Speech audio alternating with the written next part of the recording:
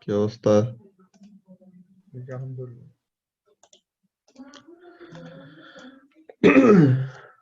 ওকে, so আজকে আমাদের 2015 এ papers গুলি সলভ করার কথা। সো আমরা দেখি। ভাই আর কি জ্বর নাকি?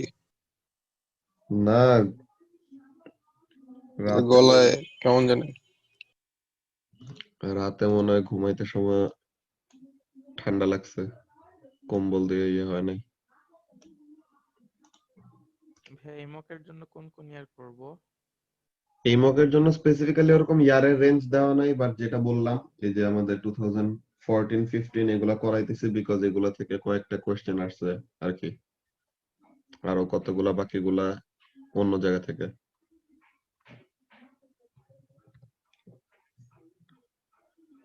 ওকে, সো তাহলে এখন ফার্স্টে জ্যান 15 পেপার 1, এটা কত নম্বর পেজ? 770 কত? 770 ওকে, সরি 770। 717 ওকে, 717। ওকে, তো জ্যান 15 পেপার 1 এটা আমরা দেখি কার কার কোন কোশ্চেনে প্রবলেম আছে ওগুলো আমরা সলভ করি ফার্স্টে। কোশ্চেন নাম্বার 1, কোশ্চেন নাম্বার 1 নিয়ে কারো কোনো প্রবলেম আছে?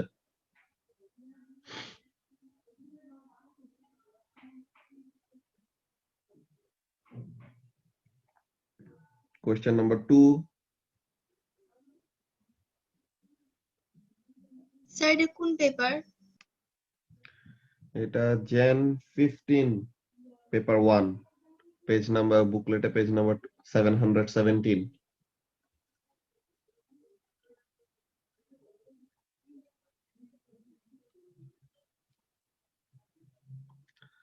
আচ্ছা, সো তাহলে কোশ্চেন নাম্বার 1 ইলেকট্রিসিটির ইজি 3টে এমসিকিউ, কোশ্চেন নাম্বার 2 হলো স্মোক অ্যালার্মের কোশ্চেনটা, সো এগুলো তোমরা পারো। ওকে, কোশ্চেন নাম্বার 3 এটা ওয়েভস নিয়ে। কোশ্চেন নাম্বার 3 নিয়ে কারো কোনো কনফিউশন আছে?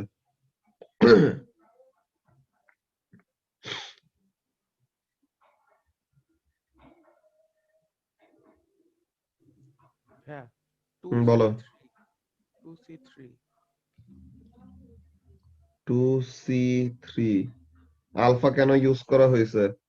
কি বলে ফায়ার হলে যে suggest why fewer alpha particles reach the detector if there is a fire. কেন? বিকজ আলফা অনেক বেশি আয়োনাইজিং না, তো তাহলে কি হবে যে নরমালি তোমার এই হলো আলফা এমিটার, এই হলো আলফা ডিটেক্টর। তা এখন মাঝে যদি নরমাল এয়ার থাকে তো কি করতে পারে, সুন্দর মতো alpha particle can reach the detector. কিন্তু যদি আগুন লাগে তখন যে স্মোকটা হবে, ঠিক আছে, তখন যে স্মোকটা হবে স্মোকটা কি করবে, মাঝে চলে আসবে না। তো এখন আলফা পার্টিকেল গুলা কি করবে, এই স্মোক পার্টিকেলের সাথে ইন্টারঅ্যাক্ট করবে। তো স্মোক পার্টিকেলের সাথে ইন্টারঅ্যাক্ট করলে বেশিরভাগ আলফা পার্টিকেলেরই কি হয়ে যাবে, এনার্জি এতই কমে যাবে বা এনার্জি এত তাড়াতাড়ি খরচ করে ফেলবে যে ওই আলফা পার্টিকেল গুলি আর ডিটেক্টর পর্যন্ত রিচ করতে পারবে না। ঠিক আছে, যে বেসিক্যালি এইটা। আসসালামু আলাইকুম স্যার।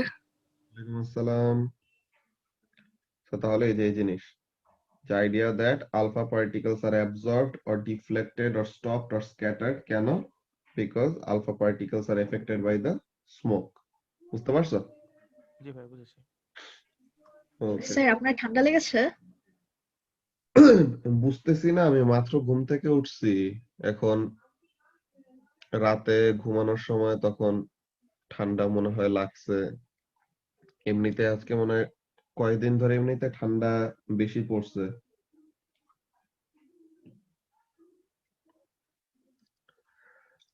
ওকে, সো এরপর এটা গেল আমাদের কোশ্চেন নাম্বার 2। কোশ্চেন নাম্বার 3 নিয়ে কারো কোনো কনফিউশন আছে? No sir. No sir. Okay,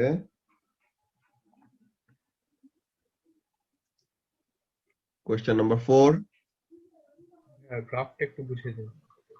question number 4 গ্রাফটা। আচ্ছা দেখো, সো এখন এখানের মধ্যে কি তোমার মানুষজন লাইনে দাঁড়ায় কি করে, এরকম বিল পে করে আর কি, ঠিক আছে। সুপারমার্কেটে এখানে দে আর ওয়েটিং ইন এ কিউ, এটা supermarket. So what they will do, যে একজন যখন নাকি বিল পে করছে বাকিরা কে ধাক্কাইতে থাকবে সামনের দিকে, তখন তো তারা সুন্দর মতো ভদ্র মানুষের মতো দাঁড়ায় থাকবে, তাই তো। বাংলাদেশ হলে কি হতো, বাংলাদেশ হলে সুন্দর মতো লাইনটা ব্রেক করে এদিক দিয়ে যায়, হ্যাঁ ভাই আমার একটু তাড়া আছে, এটা রেখে দেন, এবার রাস্তা করে যাবে গা, ঠিক আছে। তো এখন তো ব্যাপারটা এমন নেই, এখানের মধ্যে কি করবে, তারা সুন্দর মতো পিছে সিরিয়াল ওয়াইজ দাঁড়ায় থাকবে। তো এখন একজন বিল পে করতেছে, এই যে তখন ওয়েট করতেছে, তো এর জন্য কোনো ডিস্টেন্স কভার হচ্ছে না। দেন একজনের বিল পে করা শেষ, এখন যে নাকি সেকেন্ডে ছিল সে এখন সামনে আগাবে, যে এখন থার্ডে ছিল সে আরেকটু সামনে আগাবে, সেরকম। সে ধর আজানটা শেষ হয় না।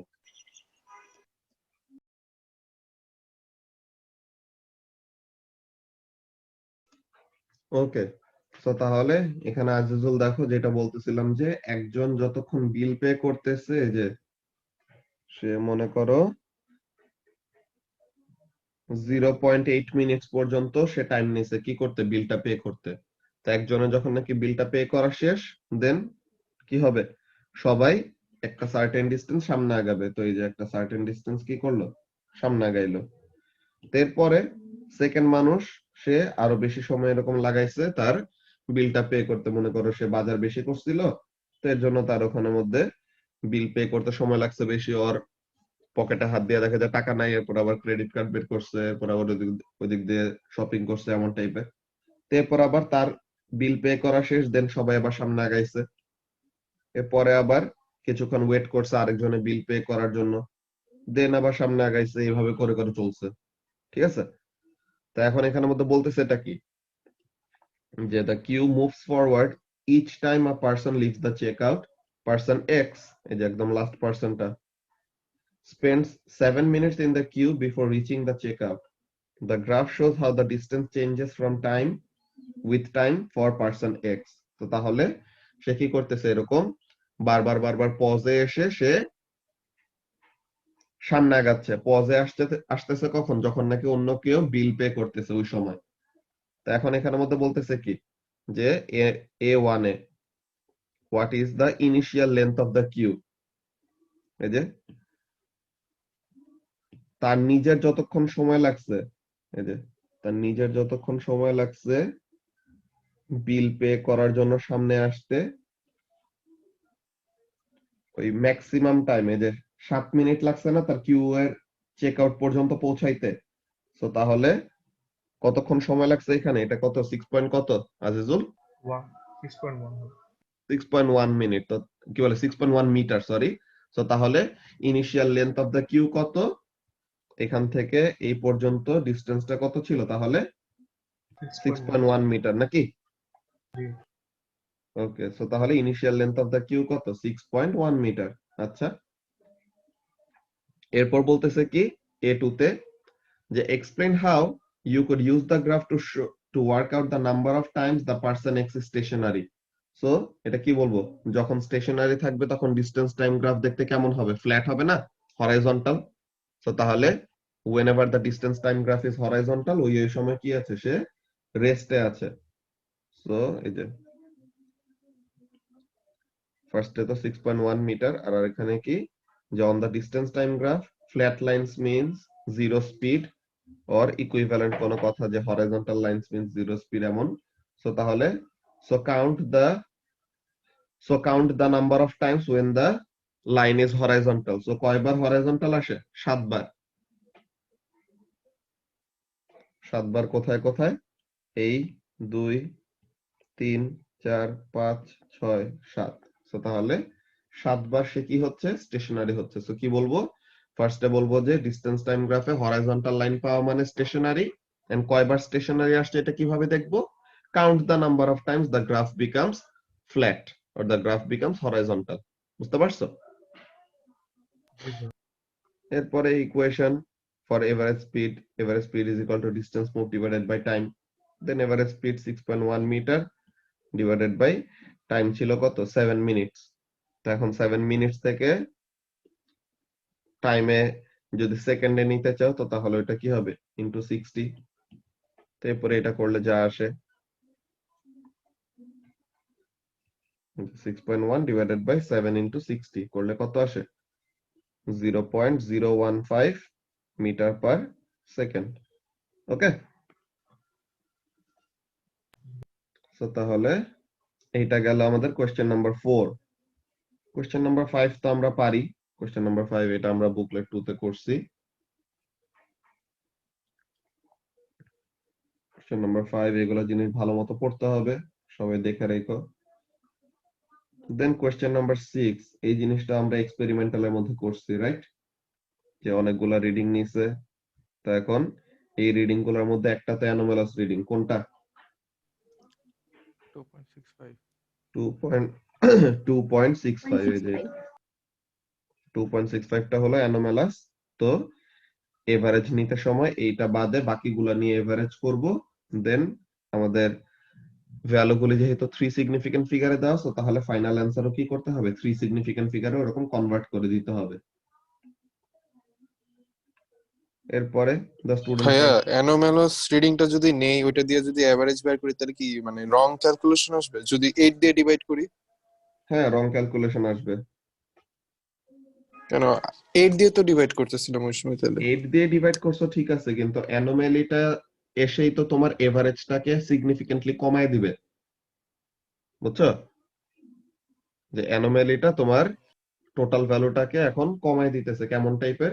যে মনে করো তোমার পরীক্ষায়, হ্যাঁ মনে করো তোমার টিচার বললো তোমাদের কি 3টা ক্লাস টেস্ট হবে, 3টা ক্লাস টেস্টের মধ্যে এভারেজ করবে। তো এখন তুমি একটায় 25 এ 25 পাইছো, একটায় 25 এ 24 পাইছো। এখন আরেকদিন মনে করো পরীক্ষার আগে তোমার জ্বর আসছে, তুমি ঠিকমতো পড়তে পারো নাই, 12 আউট অফ 25 পাইছো। এখন তোমার টিচার যদি কি করে এই তিনটার একসাথে এভারেজ করে, তো তখন কি হবে? তোমার ওভারঅল যে এভারেজ মার্ক কি হবে, অনেক কমে যাবে না বলো তো? হ্যাঁ ভাই। তো তাহলে এখন এখানের মধ্যে যদি তুমি তোমার টিচারকে বলো যে এই জিনিসটা আসলে অ্যাক্সিডেন্ট ছিল, তুমি তাকে রিকোয়েস্ট করলা যে জাস্ট যেগুলি অ্যাকচুয়ালি কনসিস্টেন্ট আছে তোমার মার্কের সাথে ওই জিনিসগুলো দেখতে, যে মনে করো তুমি 3টা না দিয়ে আরো কয়েকটা পরীক্ষা দিছিলে, ওগুলাতেও তোমার এমন টাইপের মার্ক আছে, ঠিক আছে?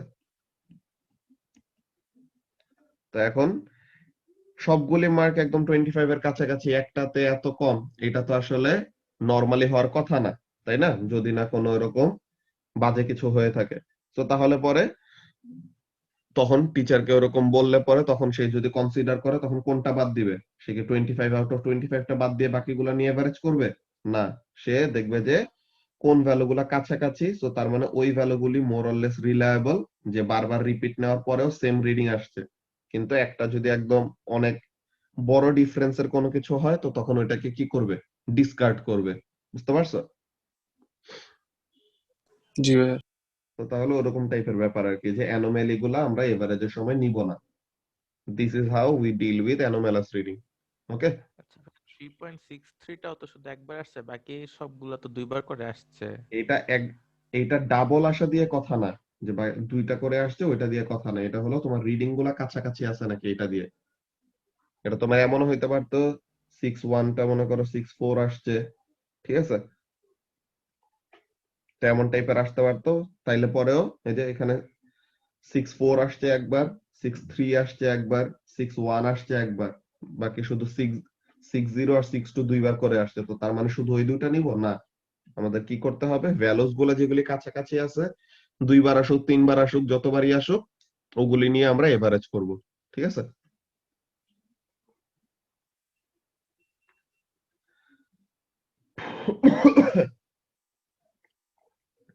তো এই ভাইয়া কোশ্চেন, B2 টা একটু এক্সপ্লেনেশনটা বলে দাও, অ্যানসারটা বুঝি একটু এক্সপ্লেনেশনটা বলে দাও।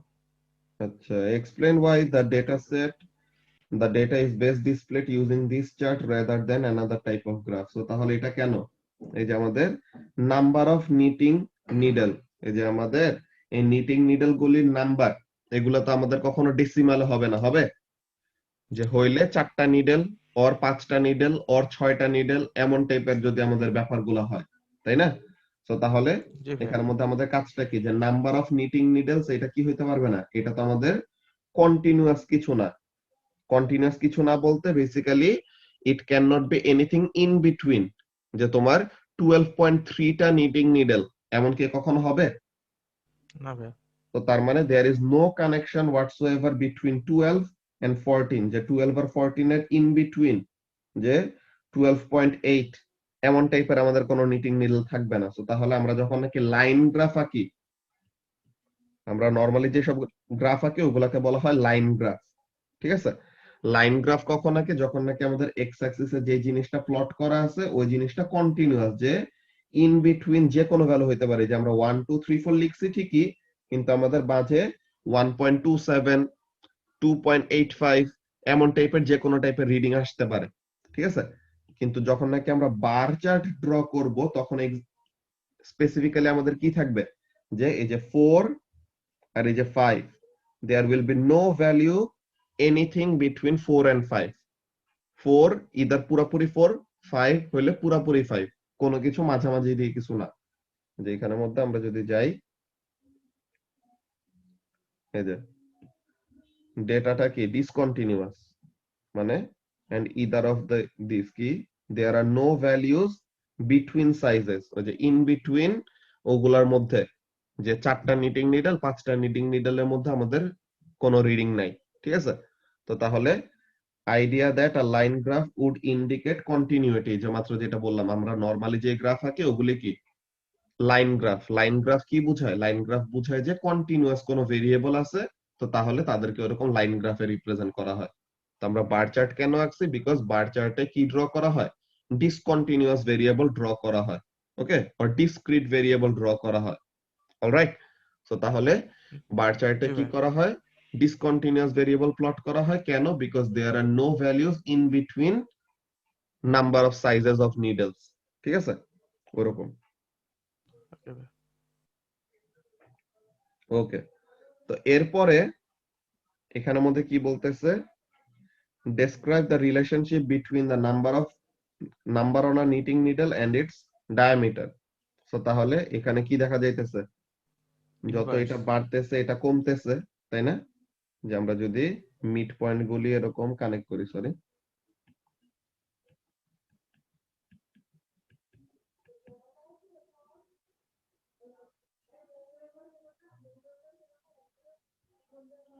তো এখন আমরা যদি এমন টাইপের ইয়েটা দেখি, তো এখানের মধ্যে কি হইতেছে, একটা হলো ডিক্রিজিং রিলেশনশিপ, যে নাম্বার অফ নিটিং নিডল যত ওরকম নাম্বার অন নিটিং নিডল যখন বাড়তেছে ডায়ামিটার তত কি হইতেছে, কমতেছে। তো এটা কি, এটা হলো ইনভার্স রিলেশনশিপ।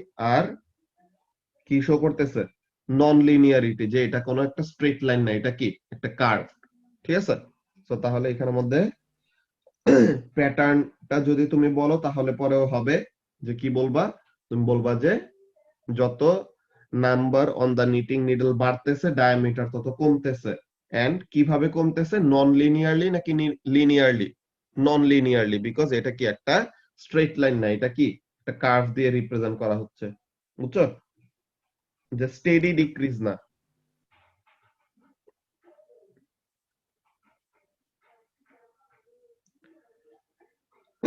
ওকে, কোশ্চেন নাম্বার 7 এ কারো কোনো কনফিউশন আছে?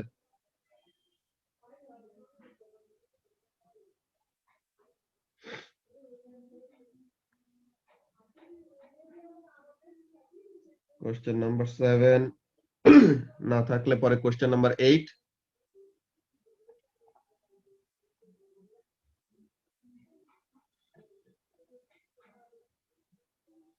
ওকে, question number 9,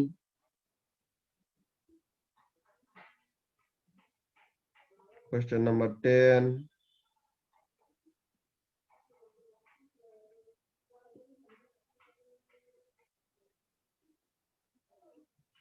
question number 11,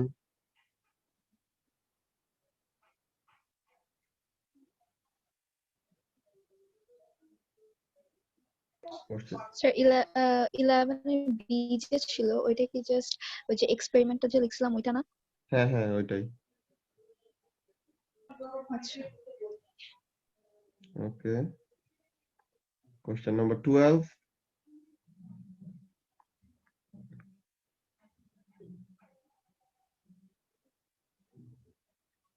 Question number 13. একটা লেভেলিংটা একটু দেখো। Okay. So এখন কি বলতেছে a golfer practices hitting balls on a golf course. তো এতে বলতেছে ball X rolls along level ground as shown in the diagram. A নম্বরে বলতেছে কি add labeled arrows to the diagram to show the directions of the two forces acting on the ball. তো তাহলে বলের উপর যে যে ডিরেকশনে ফোর্স দুইটা কাজ করতেছে ওই দুইটা শো করতে বলছে। তা এখন কি কি ফোর্স কাজ করতেছে বলো তো আজিজুল? ওয়েট, তারপর র্যাক, ওয়েট আর air resistance. Air resistance. Normal reaction force নাই? হ্যাঁ হ্যাঁ, ওটাও আছে উপরে। তো এখন এখানের মধ্যে ওরা দুইটা ফোর্স চাইছে, show the directions of the two force. Friction আছে না? হ্যাঁ, ফ্রিকশন আর কি, যে এখানে হিটিং ফোর্সটা দেখানো যাবে না, যে আমি যেহেতু দেখাচ্ছে ডিরেকশনটা যে এদিকে মুভ করতেছে, তাহলে আমি দেখাতে পারবো না যে একটা হিটিং ফোর্স আছে। কি ফোর্স বুঝি নাই। ওর না, হিটিং ফোর্স এর কথা বলছে, এটা তো হবে না না না, এখানে না, তো না, সে বোঝা হবে। অলওয়েজই কন্ট্যাক্টে আছে, সে অন্য উপর হ্যাঁ, থেকে হ্যাঁ। নেমে ল্যান্ড করতেছে না। এখানের মধ্যে দেখো আজিজুল, যে সে কিন্তু এই ডিরেকশনে রোটেট করতেছে, তো তার মানে কি সে গ্রাউন্ডকে এমন জিনিস বুঝাইতে চাইতেছে যে it is trying to go towards left, কিন্তু আসলে সে কোন দিকে যাইতে চাচ্ছে? সে গ্রাউন্ডটাকে এই দিকে একটা স্লাইড দিচ্ছে বা এইদিকে একটা পুশ দিচ্ছে, তাহলে যেন গ্রাউন্ডটাকে কি করে, ফ্রিকশনটা কোন দিকে অ্যাপ্লাই করবে, তার উপরে এই ডিরেকশনে অ্যাপ্লাই করবে না, জি। টুয়ার্ডস রাইট অ্যাপ্লাই করবে। যে এখানের মধ্যে তারা ফোর্স গুলা কি কি বলছে দেখি, দাঁড়াও। আহ,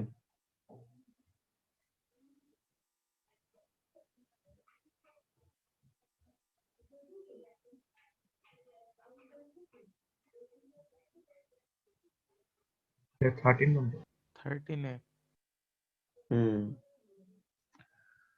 তো এই যে এখানের মধ্যে আমাদের অনেকগুলি ফোর্সই আছে, এগুলা ফার্স্ট অফ অল এখানের মধ্যে কাজটা কি, কয়েকটা জিনিস এখানের মধ্যে দেওয়া। একটা হলো তোমার ওয়েট নিচের দিকে, নর্মাল রিঅ্যাকশন ফোর্স আর কন্টাক্ট ফোর্স উপরের দিকে, ঠিক আছে। Arrow to the left levelled air friction আর এয়ার রেজিস্ট্যান্স আর ড্র্যাগ, আর arrow along the surface levelled friction, ঠিক আছে। তা এখন আচ্ছা এখানে ভাইয়া, বলো। অ্যারোগুলা সেন্টার অফ মাস থেকে যাবে না?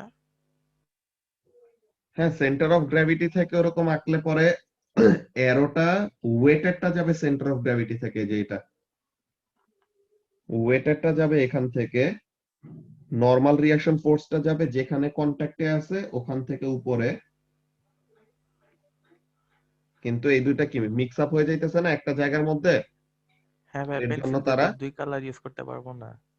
তো এর জন্য এখানে তো তুমি নরমালি তো কালার পেন্সিল ইউজ করবা না, তোমার এর জি জন্য ভাই। যখন নাকি স্ক্যান করবো এটা এত বেশি বোঝা যাবে না, তো এর জন্য তারা এই দুইটাকে আলাদা বোঝানোর জন্য এমন করছে, যে ওয়েট নিচের দিকে কাজ করতেছে, নরমাল রিঅ্যাকশন ফোর্স সেম সাইজের কি করতেছে, উপরের দিকে কাজ করতেছে। আর বুঝতে কি ভাই, পারছো? একদিক থেকে দিলেই হবে আর কি, কারেক্ট ডিরেকশনটা ঠিক রাখলেই চলবে? হ্যাঁ হ্যাঁ, যে এইখানের জন্য, যে এখানে যেহেতু এরকম মিক্স আপ হয়ে গেছে এর জন্য, কিন্তু গাড়িতে যখন নাকি মনে আমাদের গাড়ির জন্য যখন নাকি আমরা আঁকি, এই যে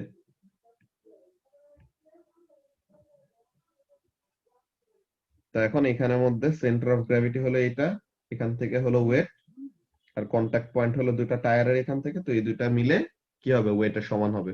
বুঝতে পারছো? আচ্ছা ভাই, গাড়িতে সেন্টার থেকে নিচে কেন ওয়েটটা? ওয়েট তো নিচেই কাজ করে ওই টুয়ার্ডস তো দা, উপর থেকে দেব না আরো? ওই তো সেন্টার অফ গ্র্যাভিটি থেকে নিচের দিকে কাজ করে। এইটাই তামিম বলতেছিল যে বলেরও তো সেন্টার অফ গ্র্যাভিটি থেকে নিচের দিকে কাজ করার কথা, কিন্তু বললাম যে যদি এরকম আঁকি তো তখন কি হয়, তখন অ্যাকচুয়ালি আমাদের নরমাল রিঅ্যাকশন ফোর্সের সাথে এটা ওভারল্যাপ করে, বুঝছো?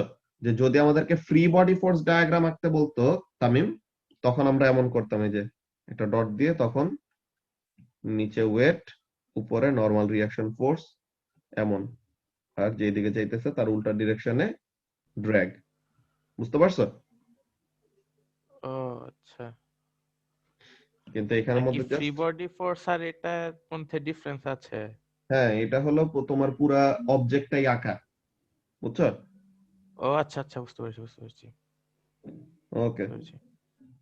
স্যার তাহলে যদি ওইভাবে হ্যাঁ হ্যাঁ তাহলে বলো। কি নাম্বার ওইভাবে আঁকলে ওই যে ওয়েটটা এরকম করে তাহলে কি নাম্বার কাটা যেত? না, ওখানে ওরকম নাম্বার ওমনে কাটবে না। এখানে জাস্ট বললাম যে ওরা মার্ক স্কিমে কেন এই যে ব্যাপারটা ফলো করছে, যে তামিমের কোশ্চেন ছিল ওয়েট তো নরমালি আমরা সেন্টার অফ গ্র্যাভিটি থেকে আঁকি, তো ওরা এখান থেকে কেন আঁকলো।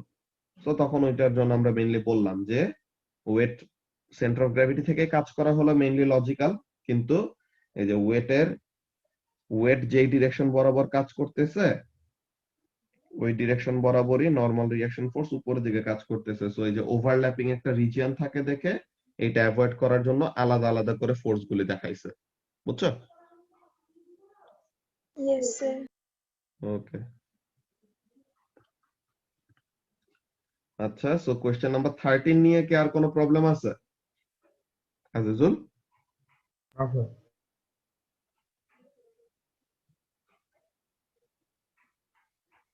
তো question number 13,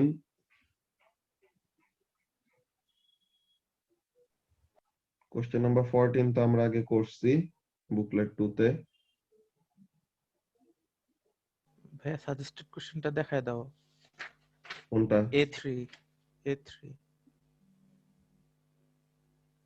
suggest why the voltage changes as shown by the graph। কেন ভোল্টেজটা এরকম গ্রাফে যেমন শো করা আছে এইভাবে চেঞ্জ হয়।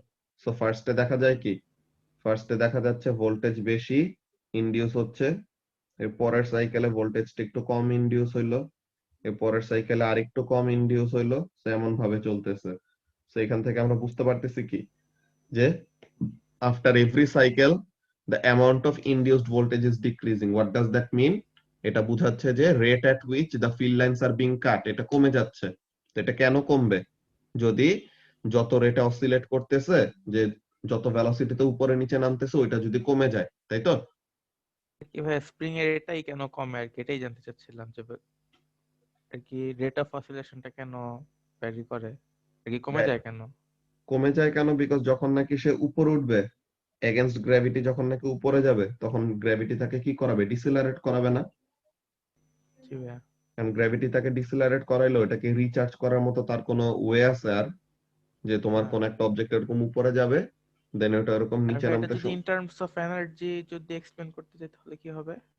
ইন টার্মস অফ এনার্জি যদি এক্সপ্লেইন করতে চাও, এটা তোমার বেসিক্যালি ওইভাবে করে তোমার ফার্স্টে হলো তোমার এমন কাজ কি করা হয়েছে, টেনে এক্স পর্যন্ত নিয়ে আসা হয়েছিল। তো তাহলে এখানে কি ফার্স্টে তোমার ইলাস্টিক পটেনশিয়াল এনার্জি হলো ম্যাক্সিমাম, ঠিক আছে? ইনিশিয়ালি কাইনেটিক এনার্জি হলো 0, আর জিপি হলো মিনিমাম। তো এরপরে কি হয়েছে, যখন সে উপরে যাওয়া শুরু করছে তখন কি ইলাস্টিক পটেনশিয়াল এনার্জিটা কাইনেটিক এনার্জিতে কনভার্ট হচ্ছে, এন্ড এই কাইনেটিক এনার্জির জন্য উপরে যেতেছে, এন্ড যত উপরে যাচ্ছে তত কি হচ্ছে, the kinetic energy is getting converted to GP, তাই তো? জি ভাইয়া। তো এরপর যখন নাকি উপরে গেল, উপরে যায় সে একটা সার্টেন হাইট পর্যন্ত উপরে রিকয়েল করছে, দেন এখানে থেকে কি হবে, এখানে তার আবার জিপিটা maximum, kinetic energy 0, elastic potential energy আছে একটা, যে ইলাস্টিক পটেনশিয়াল এনার্জির জন্য আবার কি করবে, ইলাস্টিক পটেনশিয়াল এনার্জি জিপির জন্য আবার নিচে নামবে। সো তখন আবার এরকম নিচে নামা শুরু করে, এন্ড যত এখানে এরকম এনার্জি লসটা কোথায় হচ্ছে? এনার্জি লসটা এই যে তোমার জিপি থেকে যে কি বলে কাইনেটিক এনার্জিটা যে জিপি তে কনভার্ট হইলো, ঠিক আছে? এন্ড এখানের মধ্যে এনার্জি লসটা হয় যখন নাকি তোমার কি হয়, ফিল্ড লাইন গুলা কাট হয়, অর এলস, হ্যাঁ, যদি এটা কখনো না হয় তো তাহলে কি তুমি এট আ টাইম এনার্জি এখানের মধ্যে কনজার্ভ রাখলা, ইলেকট্রিসিটিও প্রডিউস করলো, তো তাহলে পরে তো সারা জীবন আনলিমিটেড ইলেকট্রিসিটি আমরা প্রডিউস করতে পারি। জাস্ট একটা স্প্রিং এরকম ছেড়ে দিলাম, আপ এন্ড ডাউন এটা মুভ করতে থাকবে, সারা জীবন ইলেকট্রিসিটি প্রডিউস করতে থাকবে। কিন্তু ব্যাপারটা এটা না, যখন ইলেকট্রিসিটি ইন্ডাকশন হয়, যে ভোল্টেজ ইনডিউস যখন হয়, তখন অপোজিট ডিরেকশনে একটা ফোর্স কাজ করে। এই জিনিসটা আমরা Okay, বড় ভাইয়া। হলে পড়বো, এটাকে বলা হয় লেনজেস ল। ঠিক আছে, যে তুমি কোন একটা এমন অবজেক্টকে যদি কি করো, এমন একটা কয়েল অফ ওয়্যারের ভিতর দিয়ে যদি ছেড়ে দাও, তখন সে কি করবে, এই ম্যাগনেটটা এটার ভিতর দিয়ে পড়তে সময় তখন it will experience a resistive force, যেটা তাকে কি করবে, ডিসিলারেট করাবে। তো এইগুলা জায়গাতে যে এন্টারিং এন্ড এক্সিটিং দা কয়েলের এই সময়গুলাতে কি হবে, সে একটা রেজিস্টিভ ফোর্স ফিল করবে, যার জন্য তার ভেলোসিটি কমে যাবে। বুঝছো? জি আর নাইলে পরে তোমার এনার্জি কনজারভেশন তো এখানেই প্রথমে নাই হয়ে যায়। কিভাবে? তুমি উপর থেকে একটা magnet, unlimited electrical energy output পাচ্ছি। হ্যাঁ, যতটুকু লস হচ্ছে ওইটাই তুমি ইলেকট্রিক্যাল এনার্জি হিসেবে পাচ্ছ। বুঝছো? Okay, আর না হলে জি ভাই। উপরে যা জি জিপি ভাই। ছিল, নিচে যে যদি সেম কাইনেটিক এনার্জি পেয়ে যাও, তো তার মানে মাঝে দিয়ে ইলেকট্রিসিটি তো তুমি ডিসকাউন্ট পেয়ে গেলা ফ্রি, তাই না? তো এটা তো আসলে জি। পসিবল না। তো লেনজেস ল এর ব্যাপারে এইসব জিনিস নিয়ে আমরা বড় হইলে পড়বো A2 তে।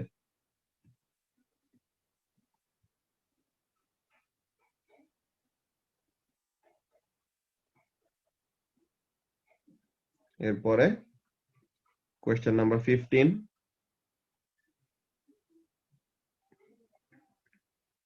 কোয়েশ্চেন নাম্বার 15 এর এইটা তোমরা, তোমাদেরকে বলছিলাম না দা বিগ ব্যাং থিওরি কাহিনী, ওটা তো যারা দেখছো তারা তো চিনোই। জ্যাক কে চিনো না? এই দা বিগ ব্যাং থিওরি যে টিভি সিরিজ আর কি। জি ভাই, জি ভাই। জি হ্যাঁ, ভাইয়া। হ্যাঁ। তো এই দেখছি ছাগলটা ভাইয়া। যে বলে যে লেজার দিয়ে যে মুন বলে ব্লো আপ মুন করে উঠাই ফেলাবে, দিতে। হ্যাঁ। মানে এত বড় ছাগল, আল্লাহ। ওকে, আর যারা দেখো নাই দা বিগ ব্যাং থিওরি, এটা দেখো, খুবই মজার সিরিজ, খুবই ইন্টারেস্টিং। ওকে, সো তাহলে এখানের মধ্যে কাজটা কি? 1969 এ astronauts left a reflector on the surface of the moon। তারা ওই ক্লিপটা দেখাই 1 minute.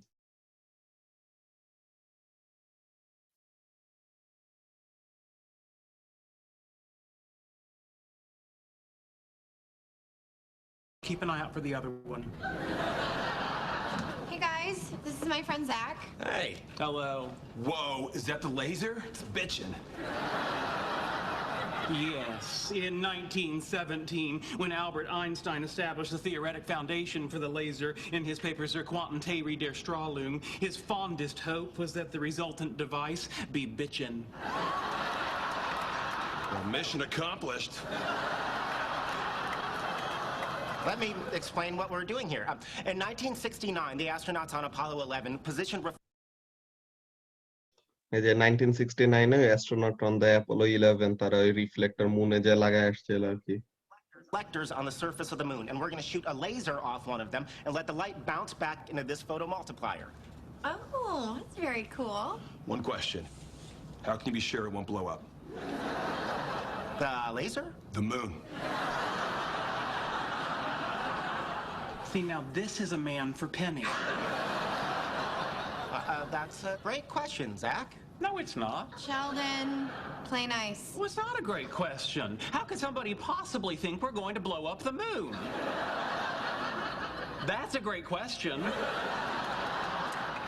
Don't worry about the moon. We set our laser to stun. Smart. Now, we'll be able to see the beam when it leaves, but it won't be strong enough when it comes back to be seen by the naked eye. Naked.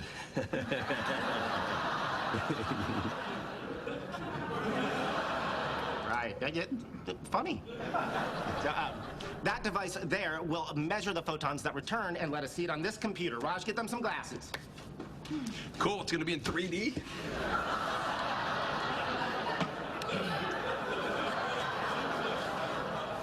Preparing to fire laser at the moon. Make it so.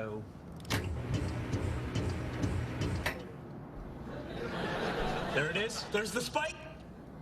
2.5 seconds for the light to return. That's the moon. We hit the moon. That's your big experiment? All that for a line on the screen?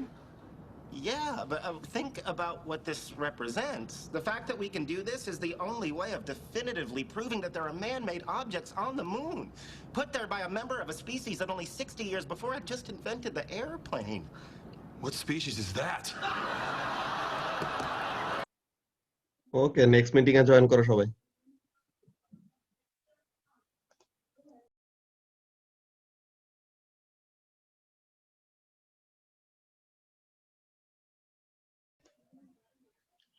রাব্বি বুঝছো, physics ঠিক মতো এরকম না পড়লে এমন গাতামি করবা, তারপরে যে পেইনির মতো সুন্দর গার্লফ্রেন্ড হারিয়ে ফেলবা, বুঝছো? তার জন্য ভালো মতো ফিজিক্স পড়তে হয়। মন ডিস্ট্রয় করে ফেলবো ভাই। হ্যাঁ ভাই এটা তো লেনার্ডের কারণে হয়েছে। ওই তো, এর জন্য এরকম স্মার্ট দেখতে ছেলের সাথে ওই মেয়ে যদি আগে ঘুরে থাকে, তো এরপরে যায় আর এই ছাগল মার্কা জিনিস টলারেট করতে পারবে না। আপনার বুঝছো ভাই কি বুঝে দিতেছে?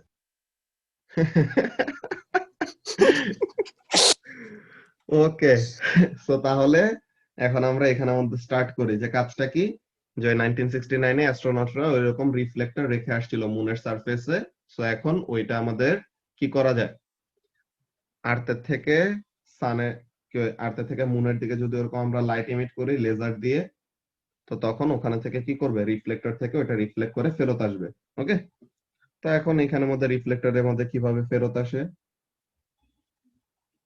এই স্কেল দিয়ে একবার সবাই, অনেকজনই তোমরা মকের সময় স্কেল ইউজ করো নাই, তোমাদের নাম্বার কাটা যাবে, তো ওগুলা জিনিস পাবা যখন খাতা তখন বুঝতে পারবা। তো এইটা, তো এখন এই কোয়েশ্চেন নিয়ে কি কারো কোনো এমনিতে প্রবলেম আছে? কোয়েশ্চেন নাম্বার 15টা নিয়ে ভাই কোশ্চেন প্রবলেম নাই, কিন্তু এমনি একটা কোশ্চেন আছে ভাই, মুন আর আর্থ দোনোটাই তো মোশনে আছে, তাইলে আমরা ইয়া করলে যে লাইটটা অন্য কোথাও চলে যাবে না? এখন Reflect করে। মুন আর্থের এখানের সাইডে, ঠিক আছে, মোশনে আছে ভালো কথা, কিন্তু তাদের মুভমেন্টটা তো এত বেশি র্যাপিড না যে আমরা তো মুনটাকে দেখেই টার্গেট করে দেন ওটাতে হিট করতেছি, বুঝছো? এখন তাদের মোশনটা এত র্যাপিড না যে আমরা হিট করলাম, লাইটের স্পিড একটা অবজেক্ট মুভ করতেছে ওখান থেকে এরকম সরে যায়, যে দেখছো না টাইম মাত্র কতক্ষণ লাগছে, 2.6 seconds for the light to return. তো তার মানে কি, এত অল্প টাইমের মধ্যে রিফ্লেকশনটা পেয়ে যায়, তো তার মানে কি ডিসটেন্সটা এত বড় না। তো মুভমেন্টে আছে ভালো কথা, কিন্তু এটা কি করবে, ঠিকই ওই জায়গায় যায় হিট করবে আর কি, বুঝতে পারছো? 2.6 সেকেন্ডে এত বড় কোনো ডিসটেন্স কভার করে ফেলবে না। ওকে, সো তাহলে এই কোয়েশ্চেন নিয়ে যদি কারো কোনো প্রবলেম না থাকে, দ্যাটস ভেরি গুড। সো তাহলে এটা তো আমাদের jan 15 পেপার 1, হ্যাঁ এটা শেষ। তো এখন মে 15 পেপার 1, এটা পেজ নাম্বারটা একটু বলো তো আজিজুল। 622 পেজ নাম্বার 622, মে 15 পেপার 1। তো সবাই একটু বের করে ফেলো, মে 16, কি বলে, মে 15 পেপার 1, পেজ নাম্বার 622।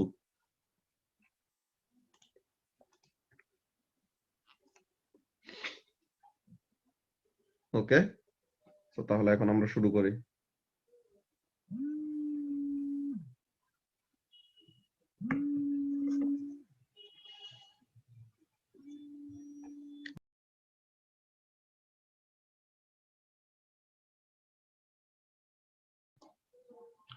ওকে, সরি, আচ্ছা, সো তাহলে মে 15 পেপার 1 আমরা দেখতেছি। ফার্স্টে কোশ্চেন নাম্বার 1, কোশ্চেন নাম্বার 1 নিয়ে কারো কোনো প্রবলেম আছে?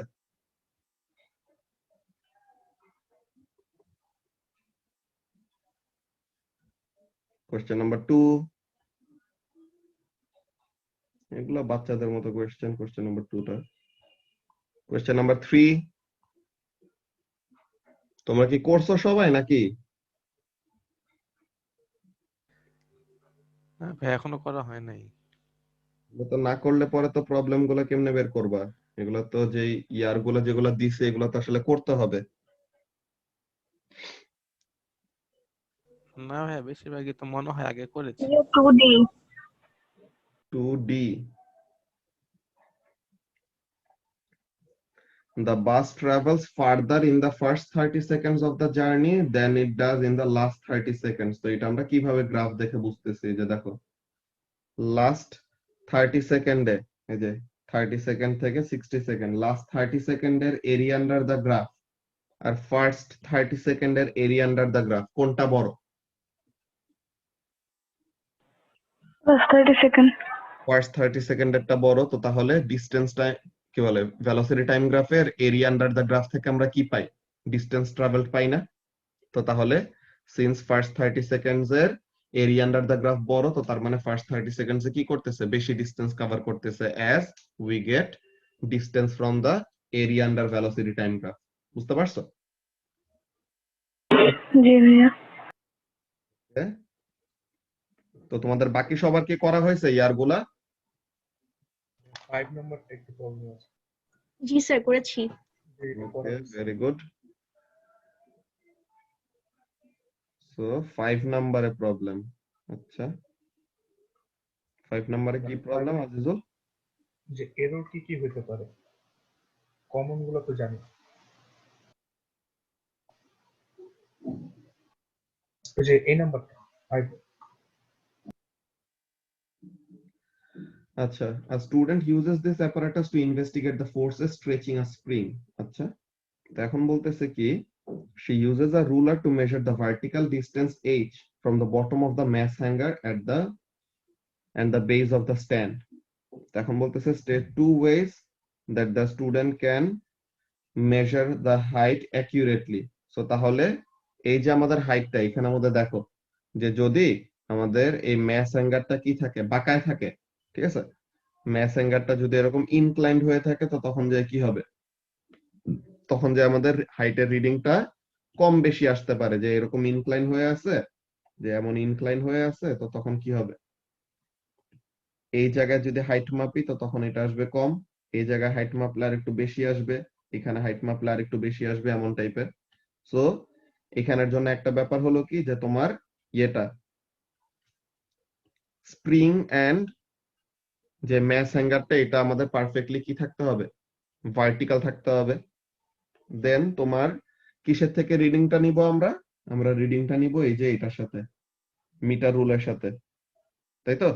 সো এখন এখানের মধ্যে কাজটা কি, যদি আমাদের মিটার রুলটা পারফেক্টলি অ্যালাইন্ড না থাকে, অ্যালাইন্ড বলতে কি, যে একদম পাশাপাশি যদি বসানো না থাকে, যে তুমি এইটা হলো তোমার স্কেল আর তুমি যার রিডিং নিবা তাকে তুমি এমন বাঁকা করে বসাইলা, সো তাহলে কি তোমার এখান থেকে রিডিং নিতে সমস্যা হবে।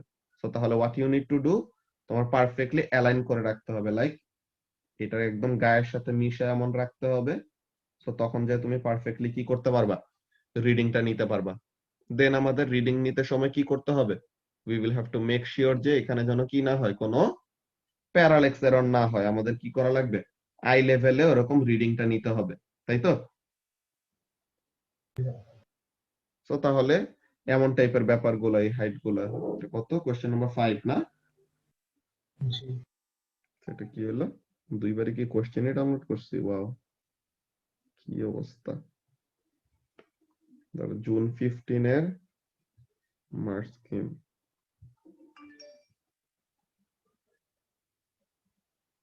ধরো জুন 15 এর মার্চ স্কিমটা ডাউনলোড করে নেই পেপার 1 এর।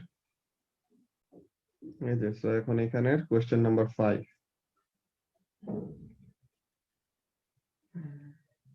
এই যে কোশ্চেন নাম্বার 5 এর এখানের মধ্যে কি, যে mention that the ruler should be vertical, কোন জিরো এরর থাকলে পরে এটাকে অ্যাভয়েড করতে হবে। দেন ফিডুশিয়াল মার্কার ইউজ করতে পারি, যে এমন টাইপের কি জিনিস, সেট স্কয়ার ইউজ করা যাবে না? হ্যাঁ সেট স্কোয়ার ইউজ করা যাবে। আর এখানে মার্কার বলতে এটা ইউজ করতে বলছে, যে স্ট্যান্ডের নিচে এমন একটা পিন ইউজ করতে বলছে। তো এই পিনটা যেখানে যায় এমন আটকাবে, বা পিনটা যেখানে যে রিডিং বরাবর যাবে ওইটা আমাদের রিডিংটা হবে, এমন টাইপের, যে একটা fiducial marker or marker pin, এমন টাইপের। এরপরে কি, ইউজ অফ আ ফিডুশিয়াল তাহলে তো মার্কার, আমাদের পিনের ম্যাচটাও ইনক্লুড করতে হবে না? ওইটা পিনের ম্যাচ আমাদের নেগলিজিবল, ওই পিনটা এত বেশি ভারী কিছু না, ওটা একদম চিকন একটা পিন, যত চিকন হবে তত অ্যাকিউরেট আমাদের রিডিং আসবে, ঠিক আছে। তারপরে মিনস টু রিডিউস প্যারাল্যাক্স কি করতে হবে, আই লেভেলে রিডিং নিতে হবে, তাই তো আজিজুল? আর এত ছোট ডিস্টেন্স মাপার জন্য আমাদের আরো ফাইনার ডিভিশন যদি পাওয়া যায়, যে আরো স্মলার ডিভিশন ওলা, মানে কি মোর প্রিসাইজ রুলার যদি পাওয়া যায়, তো তাহলে ওইটা ইউজ করতে পারতে হবে, বুঝছো? এমন টাইপের ব্যাপারগুলা। তো এটা হলো আমাদের 5A, যে কিভাবে কিভাবে কি করা যায়, ডিস্টেন্স h টাকে মোর অ্যাকুরেটলি বের করা যায়। ওকে,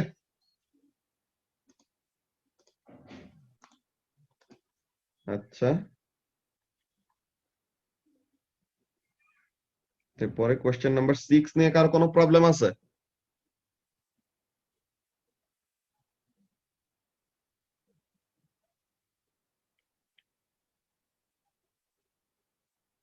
question number 7, flying squirrel Spiderman, এটা তো সুপারম্যানের মতো। এটার ফোন নাম্বারটা বুঝে নাও। বি এর B4, okay. 7 এর The velocity of the squirrel decreases to 0 when it reaches the second tree because কি হচ্ছে এখানে, স্কুইরেলটা তো একটা মুভমেন্টে আছে, সে যে পি থেকে যে কিউতে যাবে, সে কি করতেছে, মুভ করে যাচ্ছে না, কিউতে রিচ করে, কিউতে যখন রিচ করে তখন কি তার ভেলোসিটিটা কি 0 হয়ে যায়? প্রথমে তো 0 থাকে না, কিন্তু 0 হয় কেন, বিকজ সে যায় ওখানে যখন নাকি ঝাপটি মেরে ওখানে ধরবে, যে কিউতে যায় যখন নাকি গাছটা এরকম ধরে রাখবে, তখন কি হবে, গাছ থেকে একটা ফোর্স সে ফিল করবে না, যে গাছ থেকে ওই ফোর্সটা ফিল করবে, that friction will cause the squirrel to decelerate, নাকি অনেক, যেখানে সে পি থেকে যত কিউতে যাচ্ছে তার তো তত জিপি থেকে কাইনেটিক এনার্জিতে কনভার্ট করার কথা, তো তার মানে উল্টা পয়েন্ট কিউতে তার একটা ভেলোসিটি থাকার কথা, কিন্তু বলতেছে কি যে the velocity of the squirrel decreases to 0 when it reaches the second tree। তো এখন এখানের মধ্যে কি কাইনেটিক এনার্জি তো বাড়তেছে, তো কাইনেটিক এনার্জি বাড়লে তো আর ভেলোসিটি 0 হওয়ার কথা না, জিপিও যদি বাড়ে, জিপি তো বাড়তেছে না, উল্টা কমতেছে, সো এটা তো একদমই বাদ।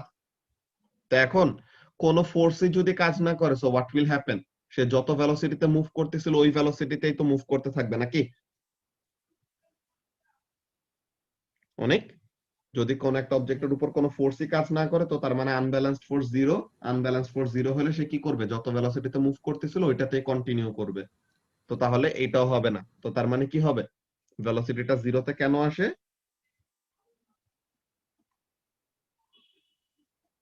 কোথায় গেল, এই যে ভেলোসিটিটা 0 তে কেন আসে, বিকজ তার উপরে কি করতেছে, একটা আনব্যালেন্সড ফোর্স কাজ করতেছে, বুঝতে পারছো, যে ওখানে তার একটা ভেলোসিটি ছিল, কিন্তু সে যখন নাকি ওরকম ওই গাছ পর্যন্ত রিচ করার পর অলরেডি ভেলোসিটি আছে, কিন্তু তুমি এটাকে এরকম ধরে যখন নাকি আটকায় যাবা, তখন কি হবে, আনব্যালেন্সড একটা ফোর্স তাকে রেস্টে নিয়ে আসবে, বেসিক্যালি এমন, যে কাজটা দেখো, তুমি কোন একটা ডিম, ঠিক আছে, একটা ডিম তুমি উপর থেকে এরকম নিচে ফেলে দিলা, তো এখন ডিম যত নিচে যাবে তত তো কি হবে, তার কাইনেটিক এনার্জি বাড়ার কথা না অনেক, হ্যাঁ ভাই তো এখন গ্রাউন্ডে রিচ করার পর তো কাইনেটিক এনার্জি ম্যাক্সিমাম থাকার কথা, কিন্তু গ্রাউন্ডে রিচ করার পর তো কাইনেটিক এনার্জি কি হয়ে যায়, 0 হয়ে যায়, কেন, বিকজ সে হিট করার সাথে সাথে তার কি হয়, তার উপর একটা আনব্যালেন্স ফোর্স কাজ করে, যেটা কি করে এই একটাকে ডিসিলারেট করে, দেন ইভেন্চুয়ালি সে কি হয়, রেস্টে চলে আসে, এন্ড ডিমটা ওখানে ফেটে যায় কেন, বিকজ তার শেলটা ওই ফোর্সটা কি করতে পারে না, আনব্যালেন্স যে ফোর্সটা কাজ করতেছে ওইটাকে নিতে পারে না, এর জন্য ভেঙে যায়, বুঝতে পারছো? জি ভাই তো তাহলে ওইটা যে একটা আনব্যালেন্স ফোর্স কাজ করে স্কুইরেলটাকে কি করাচ্ছে, ডিসিলারেট করাচ্ছে, যার জন্য সে রেস্টে আসে। B1 টা একটু বুঝে দাও। Add labeled arrows to the diagram to show the directions of the forces of weight and drag।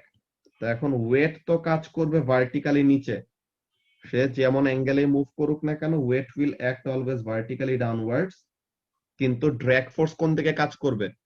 যেই দিকে মুভ করতেছে তার উল্টা ডিরেকশনে, তো মুভ করতেছে from P to Q, so তাহলে ড্র্যাগ কাজ করবে কোন দিকে? মুভমেন্টের অপোজিট ডিরেকশনে, সো এই দিকে হবে ড্র্যাগ। বুঝতে পারছো? ইয়েস, ক্লিয়ার কি বুঝি নাই? ক্লিয়ার ভাই। ওকে,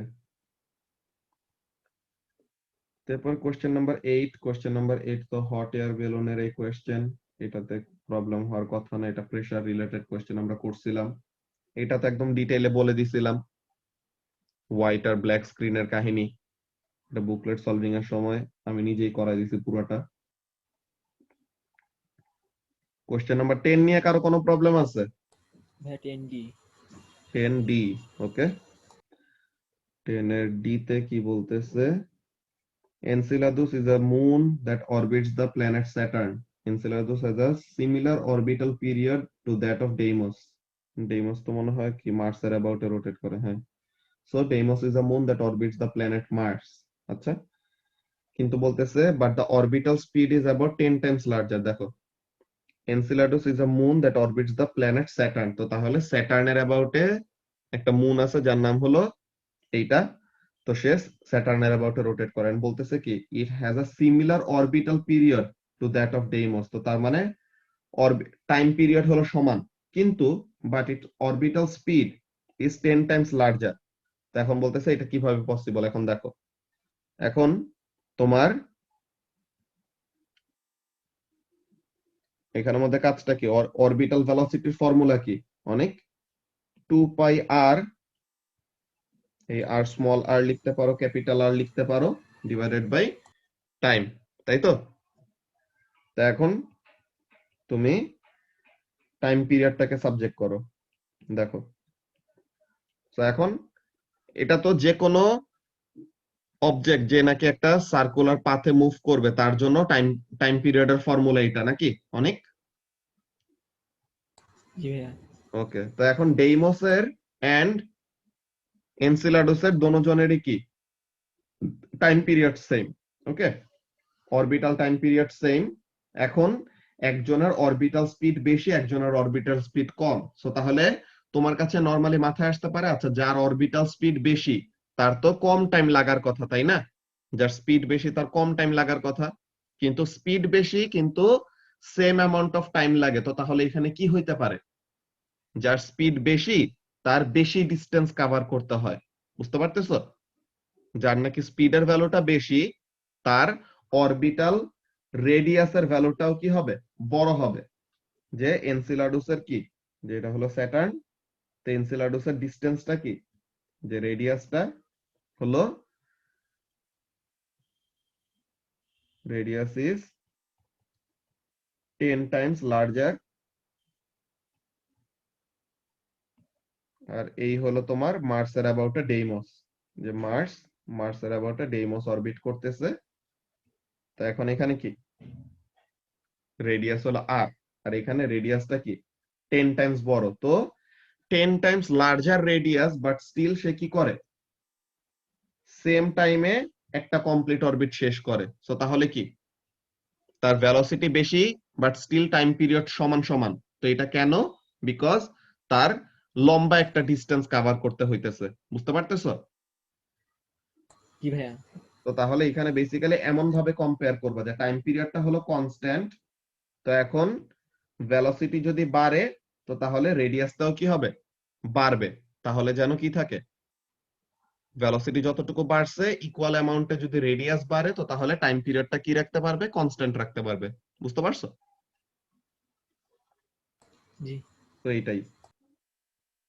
আচ্ছা, और এইভাবে নরমাল প্রথম ইকুয়েশনে দেখতে পারো যে এখানে টাইম পিরিয়ড হলো কনস্ট্যান্ট, সো তাহলে যার ভেলোসিটি বেশি তার রেডিয়াসের ভ্যালু বেশি, এমন ভাবেও দেখতে পারো, একই কথা। ওকে,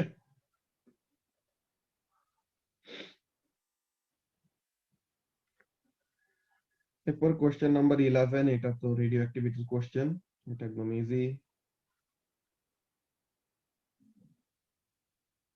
question number 12, total internal reflection. Total internal reflection মানে কি, দুইটা ইউজ কি? এইগুলা জিনিসে কোশ্চেন নাম্বার 12 এ কারো কোনো প্রবলেম আছে? কোশ্চেন নাম্বার 12, কোশ্চেন নাম্বার 13, ভাইয়া 13B 13B, আচ্ছা 13B তে বলতেছে two students investigate the speed of sound in air, আচ্ছা they use a stopwatch that shows times nearest to 0.1 second, আচ্ছা ভালো কথা। they use an outdoor running track as a measure of distance, the track is straight and 100 meter long, তো তাহলে তারা 100 meter distance ওটা নিতেছে।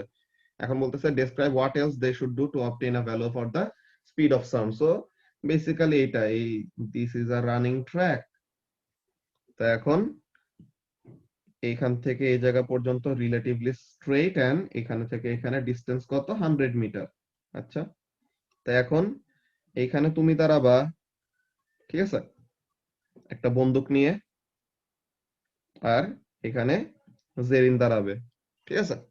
তো এখন কি করবা, জেরিনের হাতে হলো স্টপ ওয়াচ, ওকে, জেরিনের হাতে হলো stopwatch, so what you will do, তুমি গান ফায়ার করতে পারো, or what you can do, তুমি দুটা পিসেস অফ উড নিলা, তুমি এই দুইটা পিসেস অফ উড নিয়ে এমন উপরে হাতটা তুলে ওকে দেখায়, দেন কি করবা, এই দুটা উড হিট করবা, যখন নাকি সে দেখতেছে যে তুমি এই দুটাকে হিট করছো তখন সে কি করবে, স্টপ ওয়াচ অন করবে, যখন নাকি সে নিজে অ্যাকচুয়ালি সাউন্ডটা শুনতে পাবে তখন কি করবে, স্টপ ওয়াচটা অফ করবে, বুঝতে পারছো?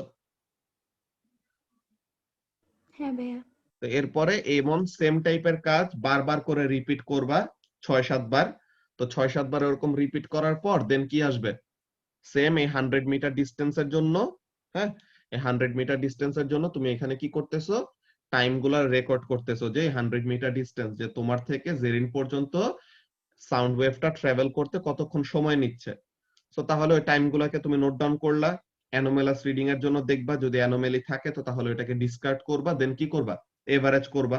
এরপরে ফর্মুলাটা কি, velocity is equal to distance by time, এটা তো আর ইকো মেথড না, তো এখানে ডিসটেন্স হলো 100 মিটার আর টাইম যতটুকু লাগছে ওটা স্টপওয়াচ থেকে পাইছি, বুঝতে পারলা? ক্লিয়ার ভাইয়া তো তাহলে এটা হলো বেসিক্যালি আমাদের ওয়ে যে কিভাবে কি করা যায়, স্পিড অফ সাউন্ডটা বের করা যায়, ওকে। এয়ারে মুবাশিরা বুঝতে পারছো? তুমি তো মনে হয় এমন টাইপের একটা কোশ্চেন জিজ্ঞাসা করছিলা, কিন্তু এটা ইকো মেথড জি দিয়েও স্যার করা যায়, বুঝছো, ওটা ইকো মেথড জি দিয়েও স্যার করা যায়, আচ্ছা। তো তাহলে এখানে স্পেসিফিক্যালি ইকো মেথডের কোনো ওয়ে নাই, বিকজ এটা খোলা মাঠ, তো তো এখানে ইকো মেথডের ওয়ে নাই, সো তাহলে এখানে স্পেসিফিক্যালি এমন এই ওয়েটা বলতে হবে। তো এখানের জন্য আমরা যদি দেখি এটা কত নাম্বার কোশ্চেন যেন, question number 13, okay, so question number 13 যদি আমরা দেখি,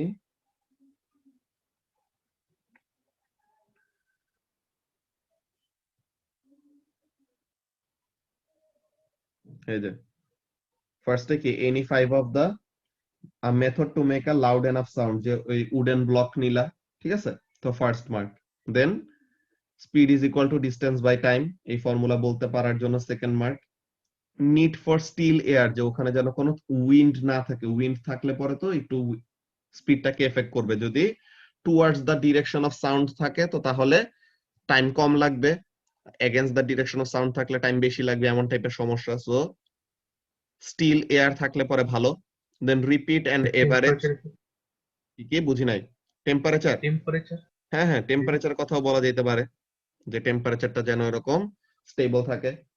তো এখন এখানের মধ্যে কাজটা কি, লাউড এনাফ সাউন্ডের কথা আমরা বলছি উডেন ব্লক দিয়ে করব 1 mark, speed equal to distance by time এটা বলছি 2 মার্ক, দেন MP4 এর মার্কটা আমরা পাবো যে রিপিট এন্ড এভারেজ বলছি, এরপরে কি রিসেট দা স্টপ ওয়াচ, যে তাহলে যেন কি না হয়, কোনো জিরো এরর না থাকে, যে টাইমের রিডিং শুরু করার আগে যেন কোনো রিডিং না থাকে, then idea of a clear visual signal, ওই যে বললাম না যে তুমি এরকম হাত উপরে তুলে দেখাবা যে তুমি হিট করতেছো, তো তাহলে সে যেন দেখতে পারে, তখন যেন সে কি করে, এটা অন করে, কি বলে, স্টপওয়াচটা অন করে। এরপরে কি measurement of the time interval between the visual signal and the sound, so ওইটা।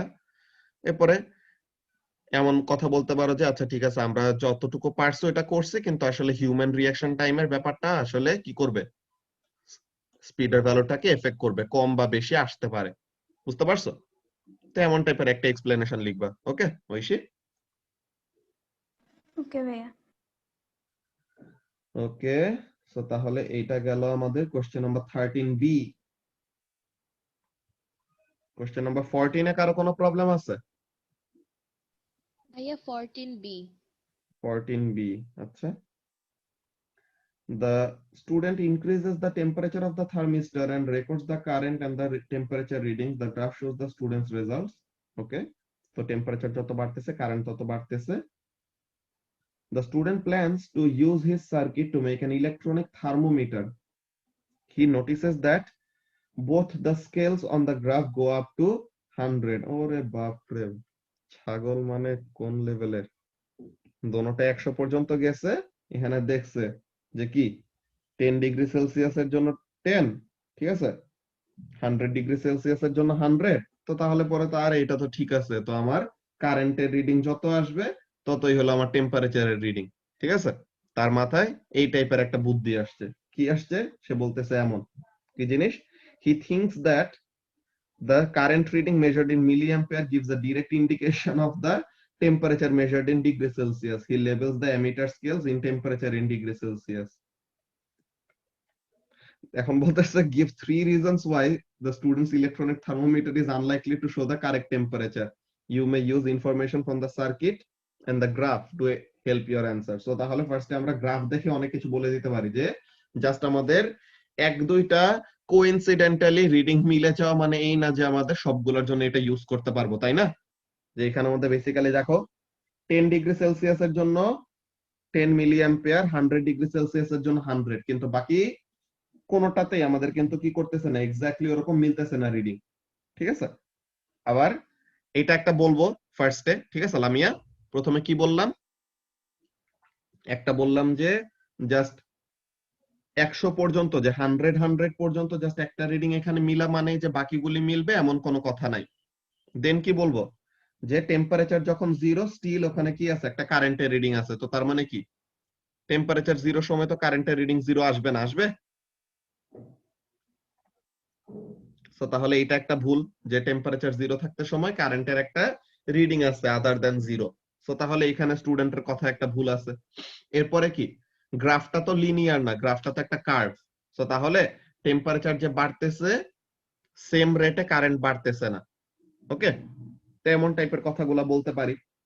দেন গ্রাফ দেখে কি বলা যায়, গ্রাফ দেখে এখানের মধ্যে বলা যায় কি, যে এখানের মধ্যে যদি আমরা কি করে ফেলি, ভেরিয়েবল রেজিস্টার রেজিস্ট্যান্সটা চেঞ্জ করে ফেলি, তখন কি হবে, এমিটার রিডিংটা চেঞ্জ হয়ে যাবে না? আমি থার্মোমিটার কি বলে থার্মিস্টরে কোনো হাতি দিলাম না, থার্মিস্টর যেমন আছে তাকে ওভাবেই রেখে দিছি, কিন্তু কি করলাম, আমি ভেরিয়েবল রেজিস্টার রেজিস্ট্যান্সটা চেঞ্জ করে দিলাম। সো সে কি করবে, এমিটার রিডিংটাকে এফেক্ট করবে না। কিন্তু এটা কি ডিউ টু টেম্পারেচার চেঞ্জ আসছে?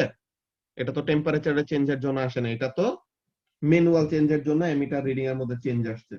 সো তাহলে এখানে 14 নাম্বারের এগুলা যদি আমরা দেখি, 14 এর কি এটা বি না?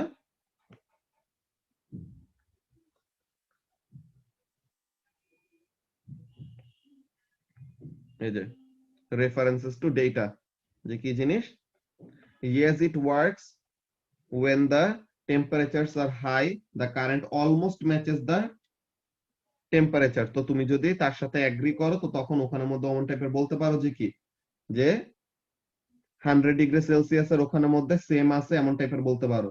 আর এখানের মধ্যে কি second marking point, no it is not okay. কেন? Because when temperatures are lower the current value does not match with temperature. তো টেম্পারেচার যখন নাকি কম তখন কি করতেছে না, কারেন্টের রিডিং আর টেম্পারেচারের রিডিং ম্যাচ করতেছে না।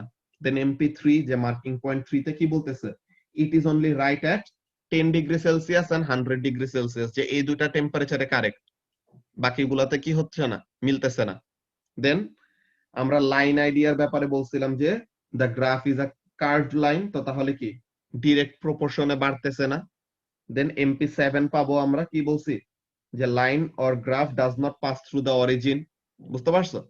দেন প্র্যাকটিক্যাল আইডিয়াস এর ওখানের মধ্যে কি বলতেছে, যে the current can not be negative, তো তার মানে নেগেটিভ টেম্পারেচার বের করা যাবে না, যে ডিগ্রি সেলসিয়াসে নেগেটিভ টেম্পারেচার হয় না, তো আমরা নেগেটিভ টেম্পারেচার বের করতে পারবো না। দেন কি idea that voltage will not be constant, ভোল্টেজটা বারবার কি করতে হবে, অ্যাডজাস্ট করে নিতে হবে, ঠিক আছে। তো এরকম অনেকগুলা স্যার রিজন, এই পয়েন্টটা বুঝিনি ভোল্টেজেরটা। ভোল্টেজেরটা আচ্ছা, তো এখন এখানের মধ্যে ভোল্টেজটাকে অ্যাডজাস্ট করতে হবে বলতে কেমন, যে তোমার কাজটা কি, যে আমাদের পাওয়ার সাপ্লাইটা তো একটা সার্টেন অ্যামাউন্ট অফ ভোল্টেজ দিচ্ছে, ঠিক আছে? তো এখন এখানের মধ্যে তোমার কাজটা কি, যে in order to maintain a sufficient amount of current, এই যে আমাদের সার্কিটের এই কারেন্টটাকে মেইনটেইন করার জন্য আমাদের ব্যাটারিটা কি, ব্যাটারিটা তো ফিক্সড একটা ভোল্টেজ দিচ্ছে, ওকে? সো এখন আমাদের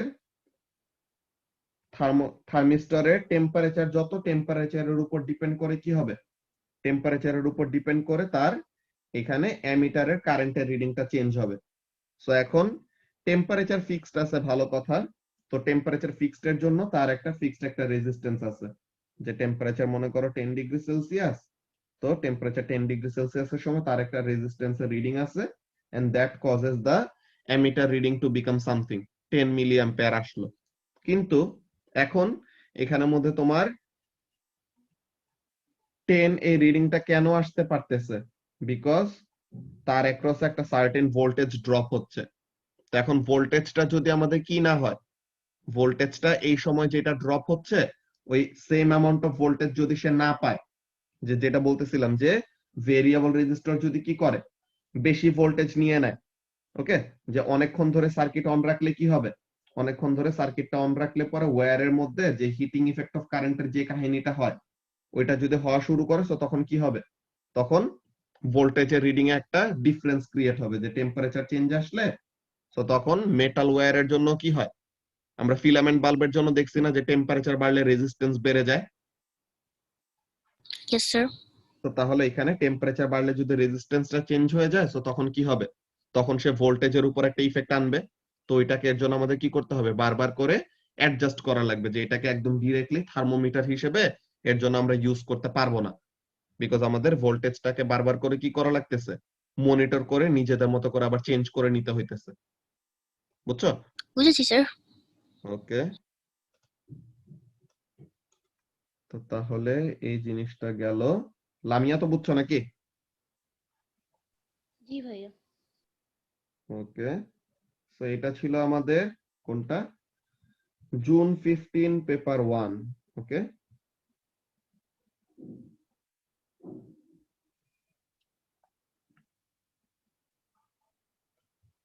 এখন জুন 15 1 PR, যে আর পেপার।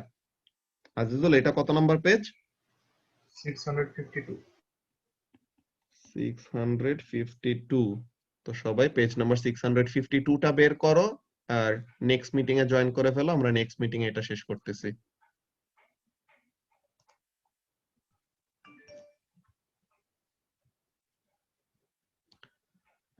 ওকে, সো তাহলে পেজ নাম্বার 652। তো এখানের মধ্যে আমরা দেখি যে এখানের মধ্যে কাজটা কি। So first of all question number 1, question number 1 এর এখানে নিউক্লিয়ার ফিশন কিভাবে হয়। The daughter nuclei gives of high speed. Name the type of energy that this gives them. Kinetic. Then question number 2. Question number 2 তে কারো কোনো problem আছে?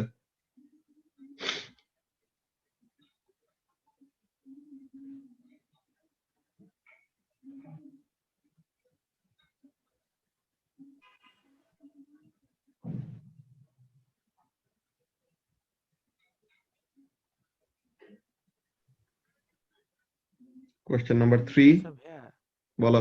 Number 2 তে তো পাওয়ার সাপ্লাইটা মনে হয় অল্টারনেটিং না? হ্যাঁ, মেইন সাপ্লাইয়ের সাথে লাগানো।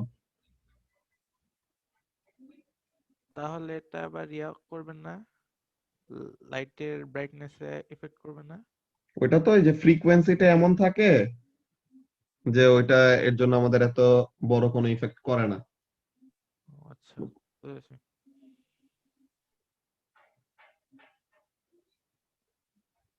কোশ্চেন নাম্বার 3 তে কারো প্রবলেম আছে?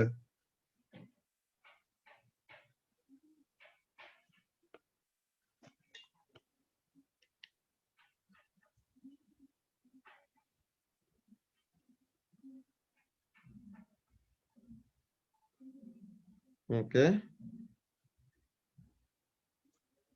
Question number 4. sir.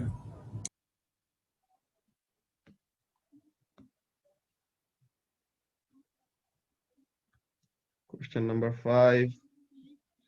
Sir, 5D. 5 এর কোনটা? B. D. D. No, sir, D. Okay, D. Describe what the student should do to test his prediction that the more weight the toy car has, the faster it will roll down. So তাহলে তার prediction হলো weight যত বেশি হবে তত বেশি speed থাকবে at the bottom of the slope, তাই তো? সো তাহলে এটা কিভাবে সে টেস্ট করতে পারে? এটা কি করব? সবসময় সেম স্টার্টিং হাইট রাখবো, সবগুলিকে সেম হাইট থেকেই ছাড়বো, কিন্তু ডিফারেন্ট ডিফারেন্ট ওয়েটের গাড়ি, ঠিক আছে?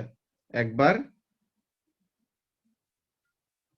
ওয়েট বেশি দিলাম, ওই গাড়ি নিচে নামলো, দেখবো যে এই ডিস্টেন্স নামতে কতটুকু সময় লাগছে, যে এই ডিস্টেন্স নামতে কতটুকু টাইম লাগলো, এটা দেখলাম। এরপরে আরেকটু ওয়েটের গাড়ি, আরেকটা ডিফারেন্ট ওয়েট, সেম ডিস্টেন্স নিচে নামবে, টাইম কতটুকু লাগলো এটা দেখবো। সো তাহলে তার মেইন এখন এখানে প্রেডিকশনটা কি, যে ওয়েট যত বেশি হবে তত বেশি স্পিডে সে কি করবে, নিচে নামবে, তাই তো? সো তাহলে আমরা কি করব, ডিফারেন্ট ডিফারেন্ট কার ইউজ করব অফ ডিফারেন্ট ওয়েট। ওয়েট গুলা কি করতে হবে, মেপে নিতে হবে। ওকে, যে ওয়েট গুলা আমাদের আলাদা করে মেজার করে নিতে হবে বা ক্যালকুলেট করে নিতে হবে। দেন ডিফারেন্ট ডিফারেন্ট ওয়েটের কার কত স্পিডে নিচে নামতেছে ওটা বের করার জন্য কি লাগবে, স্পিডটা বের করার জন্য ডিস্টেন্স লাগবে আর টাইম লাগবে। বুঝতে পারতেছো কি বললাম? জি স্যার। তো তাহলে এখানের জন্য বেসিক্যালি এমন টাইপের কাজ।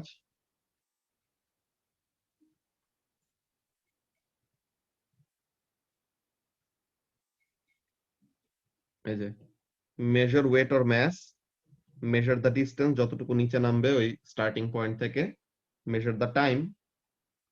এখন speed equal to distance by time, এই ফর্মুলা ইউজ করে স্পিড বের করব। ডিফারেন্ট ডিফারেন্ট ওয়েটের গাড়ি ইউজ করব, repeat the experiment and average. এরপরে ফাইনালি তখন আমরা দেখতে পাবো যে স্পিড কি বলে, ওয়েটের সাথে স্পিডের রিলেশনশিপটা কেমন, যে ওয়েট বেশি হলে স্পিড কি আসলে বেশি নাকি কম নাকি কেমন কি, ওই প্রেডিকশন আমরা দেখব। বুঝতে পারছো? জি স্যার, বুঝেছি। ওকে, সো তাহলে যে কোনো এক্সপেরিমেন্ট যখন এমন বলবে তুমি ফার্স্টে দেখবা যে এখানে তার ইন্টেনশনটা কি। সে বলতেছে the more weight the car has the greater the speed will be at the bottom of the slope. So তাহলে সে ওয়েটের সাথে স্পিডের একটা রিলেশন করতে চায়। তো ওয়েট মাপার জন্য কি করতে হবে ওইটা বলবা, স্পিড বের করার জন্য কি করতে হবে, ডিস্টেন্স জানতে হবে, টাইম জানতে হবে, তো এগুলা বললা। Then speed equal to distance by time, তো এরপর তুমি কম্পেয়ার করবা যে ডিফারেন্ট ডিফারেন্ট ওয়েটের গাড়ি কত কত স্পিডে নিচে পড়তেছে। দেন ফাইনালি এটা তো ultimate rule, repeat and average. Okay, কারের স্ট্রাকচার এফেক্ট করবে না? কারের স্ট্রাকচার এফেক্ট করবে, কিন্তু এত ছোট ডিস্টেন্সের জন্য এত বড় কোনো ইয়ে আসবে না। বুঝছো, যে কারের স্ট্রাকচার অমন হইলে পরে এয়ার রেজিস্ট্যান্স বেশি কাজ করবে, ইয়াস অমন টাইপের কাহিনী থাকে। ভাই এটা একটু দেখাবা। 3A 3A এখানের মধ্যে কি হচ্ছে, এয়ার মিডিয়াম থেকে গ্লাস মিডিয়ামে যাচ্ছে। তো এমন টাইপের তোমাদেরকে ওয়েভ ফ্রন্টের ডায়াগ্রাম দেখানো হয়েছিল না, যে এখানে কি হয়েছে, এই যে মনে করো এই জায়গাটায় এইখানের মধ্যে এটা কি, ধরো এটা ব্ল্যাক কালার দিয়ে আঁকি, ওদেরটা যেহেতু ব্ল্যাক দিয়ে আঁকা। তো এই ওয়েভ ফ্রন্টটা কি পুরাটাই এয়ার মিডিয়ামে ছিল। তো তাহলে পুরো ওয়েভ ফ্রন্টটা সুন্দর মতো এত স্পিডের সামনে আগাচ্ছে। এখন যখন নাকি এই যে এইখানে ধরো গ্রিন কালার দিয়ে আঁকি, যে এই জায়গাটা যখন নাকি আসছে, দেখো গ্লাসের ভিতরে কি স্পিডটা কম না বলতো?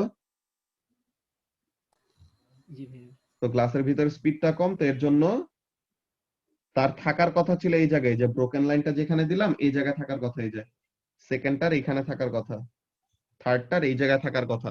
যে যদি তারা এয়ারে থাকতো তো তাহলে তারা কি করতে পারতো, আরো বেশি ডিস্টেন্স কভার করতে পারতো। কিন্তু since they entered the glass medium, তো তখন তাদের কি হয়ে গেছে, স্পিডটা কমে গিয়েছে।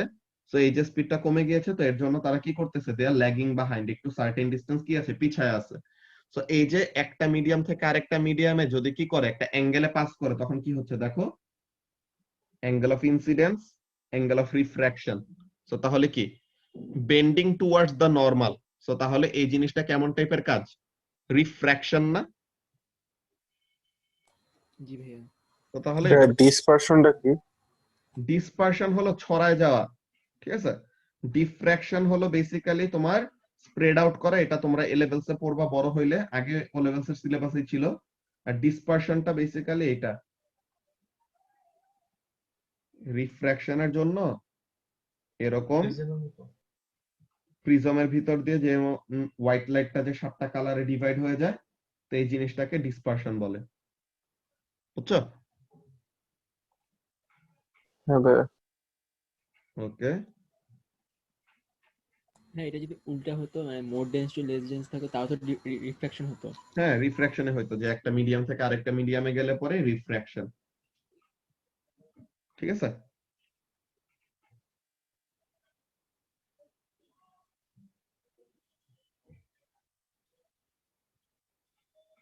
ওকে, কোশ্চেন নাম্বার 6 নিয়ে কারো কোনো প্রবলেম আছে? স্যার ওকে,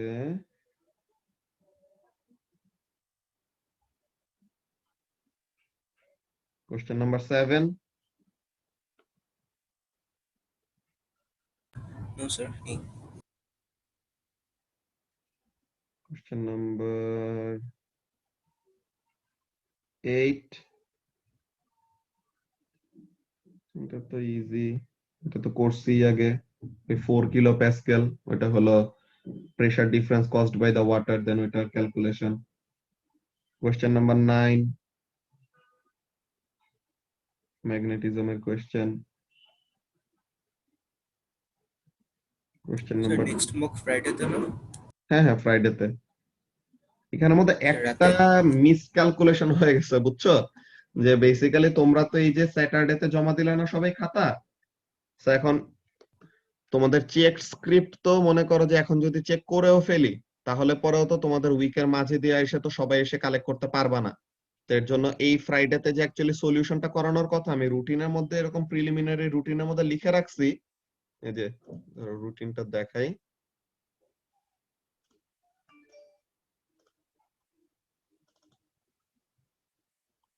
এই যে বেসিক্যালি এমন রুটিন আমি বলতেছিলাম না যে এই ফ্রাইডেতে ফার্স্টে প্রি রেজিস্ট্রেশন মকের পেপার 1টার সলিউশন করাবো, বাট এই পেপার যে চেক স্ক্রিপ্টটা যে তোমরা নিবা, এই চেক স্ক্রিপ্টটা নেওয়ারই তো মাঝে দিয়ে টাইমটা নাই। তো এখানে একটা বাজে একটা মিসক্যালকুলেশন হয়ে গেছে। সো এটাকে ওরকম শিফট করা লাগবে যে এই ফ্রাইডেতে আমরা ওরকম কোন সলিউশন করা যাবে না আর কি, যে এই ফ্রাইডেতে বেসিক্যালি আমরা 7:30 থেকে 9:30 ওরকম মকের জন্য প্রিপারেশনের অন্য কাজ করতে পারি, বুঝতে পারছো?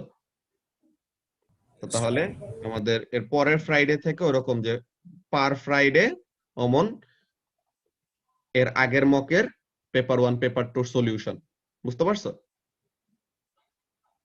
Yes sir. এমন টাইপের কাজ করতে হবে আর কি।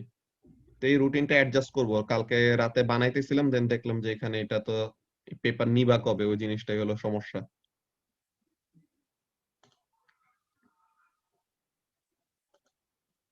এই ফ্রাইডেতে কি সলিউশন করাবে? না, এই যে এই ফ্রাইডেতে তো সলিউশন করানোর কথা, কিন্তু তোমাদের চেক স্ক্রিপ্টটা যে তোমরা ফেরত নিবা ওটা কবে নিবা, এটাই তো। এর জন্যই নেক্সট ফ্রাইডে এক্সাম হবে? সলিউশন শুরু হবে আর কি, বুঝতে পারছো? এই ফ্রাইডেতে এক্সাম হবে এই তো? হ্যাঁ এক্সাম তো হবে, গত ফ্রাইডে এক্সাম হয়েছে, এই ফ্রাইডে তো এক্সাম হবে। এখন গত ফ্রাইডের সলিউশনটা এই ফ্রাইডেতে নেওয়ার কথা, কিন্তু এটা আমাদের এর পরের ফ্রাইডেতে নিতে হবে। যে মক 3 যেই দিন দিবা, মক 3 পেপার 1 যেই দিন দিবা, ওই দিন মক 1 এর পেপার 1 পেপার 2 সলিউশন হবে, এমন টাইপের, বুঝতে পারছো? আচ্ছা, মানে সকালে সলিউশন হবে আর রাতে এক্সাম হবে? সকালে না, এই সলিউশন তো 1 উইক পিছাবে আর কিছু না। ওইটাই যে 1 উইক ওটা পিছাইতেছে এমনটাই। ওকে, দাঁড়া আবার আইপ্যাডের স্ক্রিনটা শেয়ার দিয়ে নিই।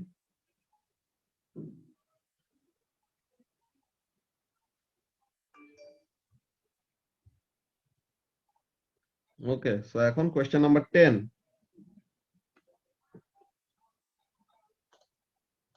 কোশ্চেন নাম্বার 10 নিয়ে কারো কোনো কনফিউশন আছে? No, sir. ওকে, তাহলে তো খুবই ভালো। এটা তো আমরা করাইছি আগে বুকলেটে, একদম ডিটেইলে করা ভাইয়া আছে। 10 এর ইটা হ্যাঁ বলো, 10 এর ই।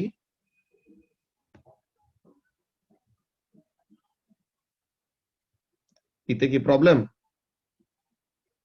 দ্য স্মলার না দ্য ভাইয়া planet the shorter it is orbit. এটা তো আসলে ঠিক না, না ভাই এটাই আর কি একটু ইয়ে করে দেওয়ার জন্য যে এটা একটু এখানে সলভ করে দাও। প্ল্যানেটের ডায়ামিটারের সাথে, ঠিক আছে, টাইম অফ অরবিটের তো ডিরেক্ট কোনো কানেকশন নাই। যে দেখো এখানে মধ্যে তোমার দেখে মনে হতে পারে কানেকশন আছে, কিন্তু আসলে নাই। কেমন? এই যে দেখো ভেনাসের ডায়ামিটার হলো এত, তো তার মানে কি ভেনাস হলো সাইজে বড়, সাইজ এত, এন্ড তার টাইম পিরিয়ড হলো এইটা। ওকে, মার্স দেখো ভেনাসের থেকে কত ছোট, কিন্তু তার টাইম পিরিয়ডটা তো বড়। সো তাহলে এখানে বেসিক্যালি তাদের কনফিউশনটা আমাদের ক্লিয়ার করে দিতে হবে। কেমন টাইপের ক্লিয়ার করব? এই যে দেখো, যে ইউরেনাসের সাইজ হলো এইটা 51,000 কিলোমিটার, আর জুপিটারের ডায়ামিটার হলো এত বেশি, কিন্তু জুপিটারের টাইম পিরিয়ডটা কি কম।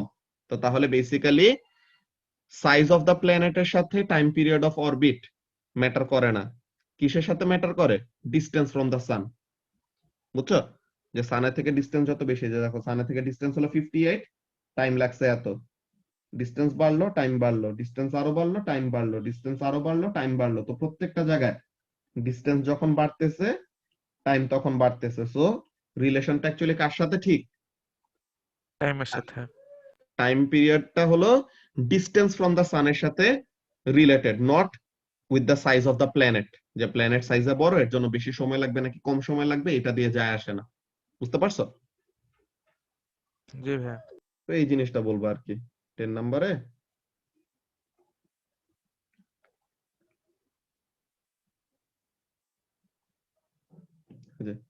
Identifying time period as time of orbit, correct detail of why the statement is right or wrong.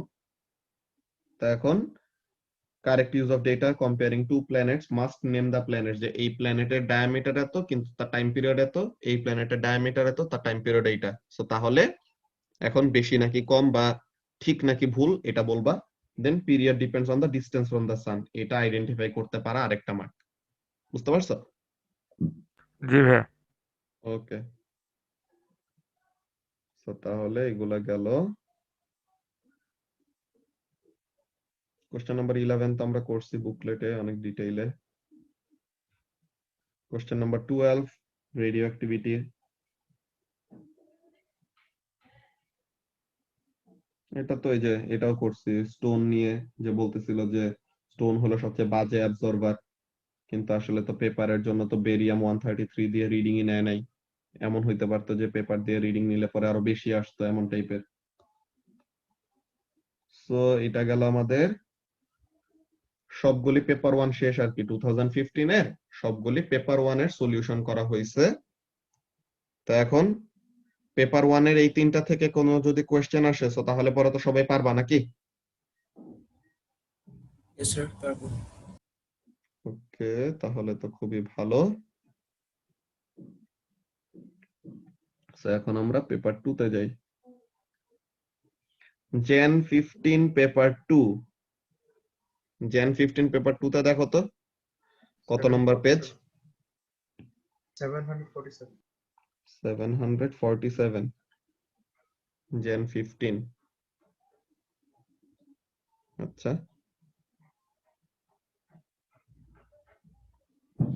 So 747 এর এখানে কি কি আছে? দাঁড়া 1 মিনিট।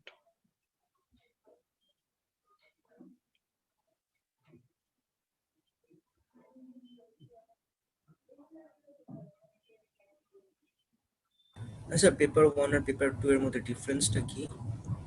পেপার 1 আর পেপার 2 এর মধ্যে অ্যাকচুয়ালি কয়েকটা আমাদের ইয়ের মধ্যে চ্যাপ্টারের কয়েকটা জিনিস অ্যাকচুয়ালি পেপার 1 এ কখনো আসে না। হ্যাঁ, যে পেপার 1 এ কখনো তোমার মোমেন্ট রিলেটেড কোয়েশ্চেন, ঠিক আছে, মোমেন্টাম রিলেটেড কোয়েশ্চেন এগুলা জিনিস কখনো তুমি পেপার ওয়ানে পাবা না। এমন কয়েকটা জিনিস ওই স্পেসিফিকেশন আলাদা করা আছে, বুঝছো? যে স্পেসিফিকেশন যখন নাকি একবার দেখাইছিলাম মনে হয়, তখন ওরকম বলছিলাম যে কয়েকটা জিনিস বোল্ড করা আছে, সো তাহলে ওগুলা কয়টা জিনিস কি জাস্ট ওইটা স্পেসিফিক্যালি ফর পেপার 2, যে ওইটা কখনো পেপার ওয়ানে আসে না। ঠিক আছে, এমন টাইপের কয়েকটা ব্যাপার।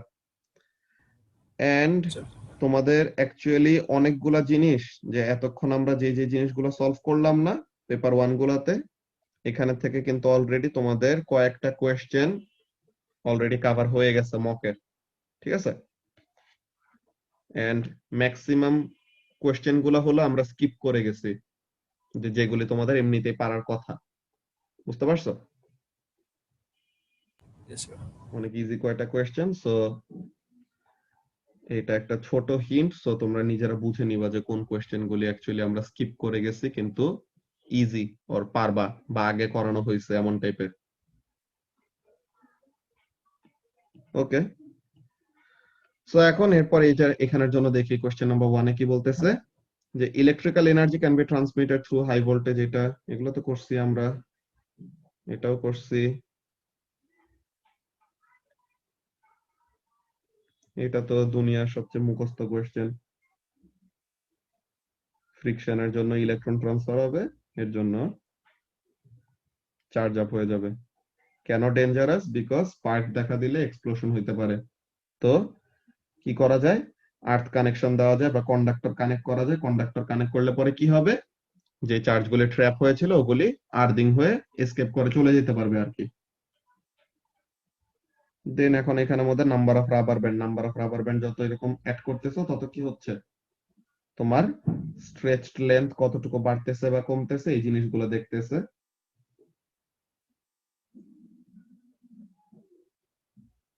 তো এখন এগুলাতে কোনো প্রবলেম আছে কারো এই কোশ্চেন গুলাতে? কোশ্চেন নাম্বার 4 এ 4A1 ওকে 4A1 এ বলতেছে কি যে estimate the length of the 4 rubber bands shown in the photograph। তো এখন এই যে ফটোগ্রাফ থেকে আমরা এরকম রিডিংটা নিব। তো এখন ফটোগ্রাফ থেকে আমরা যদি এরকম রিডিংটা নিই, তাহলে এখানে দেখি কত আসে। এই বরাবর যদি এমন রিডিংটা নিই, এটা কত আসে? 18.7 নাকি এমন টাইপের কিছু না?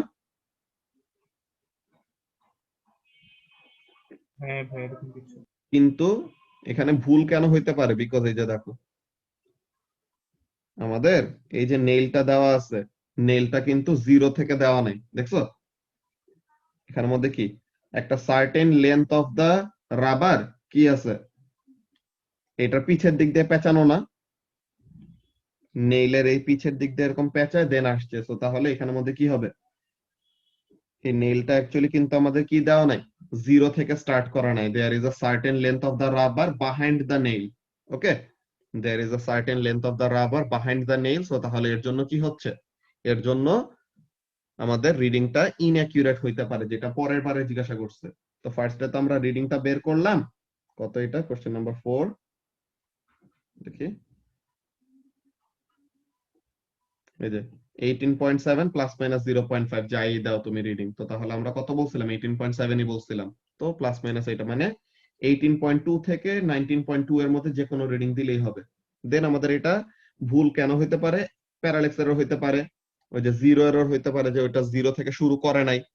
দেন end of the ruler is 1, যে এই যে আমাদের রুলারের এই এন্ডটা,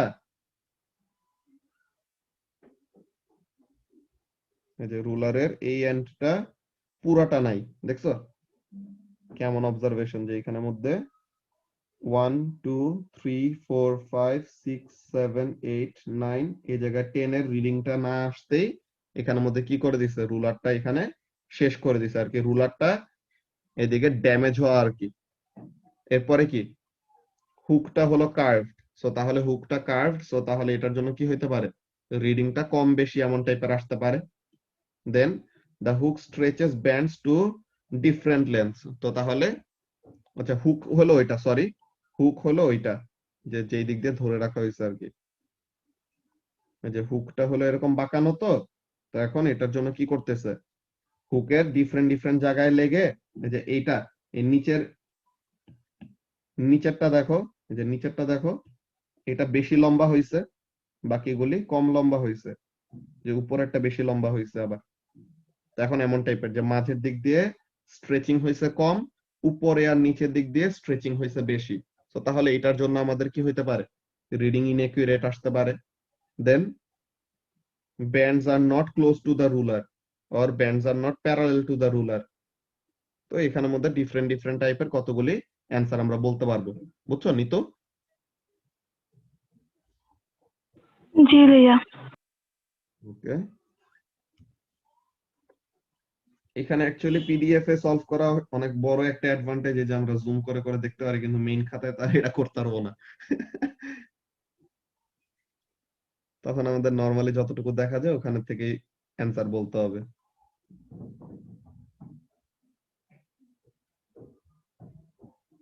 ভাইয়া 5C 5 এর সি, এটা তো করানো হয়েছে, এটা তো বুকলেট 2 তেই যখন আমরা করাইছে এটা করানো হয়েছে। আর তোমার এটা সলিউশন লাগলে বললো আমাকে নক দিয়ে, আমি ভিডিও পাঠিয়ে দিব, ঠিক আছে? আচ্ছা ভাই, আচ্ছা।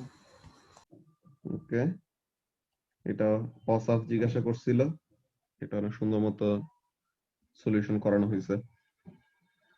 ওকে, এরপর question number 6।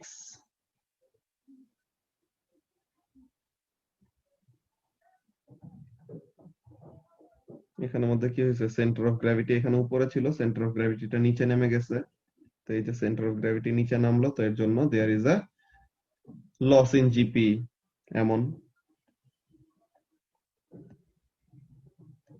Question number 7, question number 8। এখানে ডিজিটাল আর অ্যানালগ সিগন্যাল গুলা বাদ, ঠিক আছে? এগুলো সিলেবাসে নাই? ডিজিটাল সিগন্যালের এগুলা বাদ, ডিজিটাল এন্ড অ্যানালগ সিগন্যাল। কিন্তু এখানে এটা বের করা যায়, এটা একদম ইজি, যে এইটা তো এগুলা প্রত্যেকটা পিকের মধ্যে তুমি টাইম গ্যাপ গুলা নিবা, দেন এগুলোর মধ্যে এভারেজ করবা। So this is the average time between each pulse, then frequency equal to 1 by time period, then এটা দিয়ে ফ্রিকোয়েন্সি বের করে ফেলবা। বুঝতে পারছো?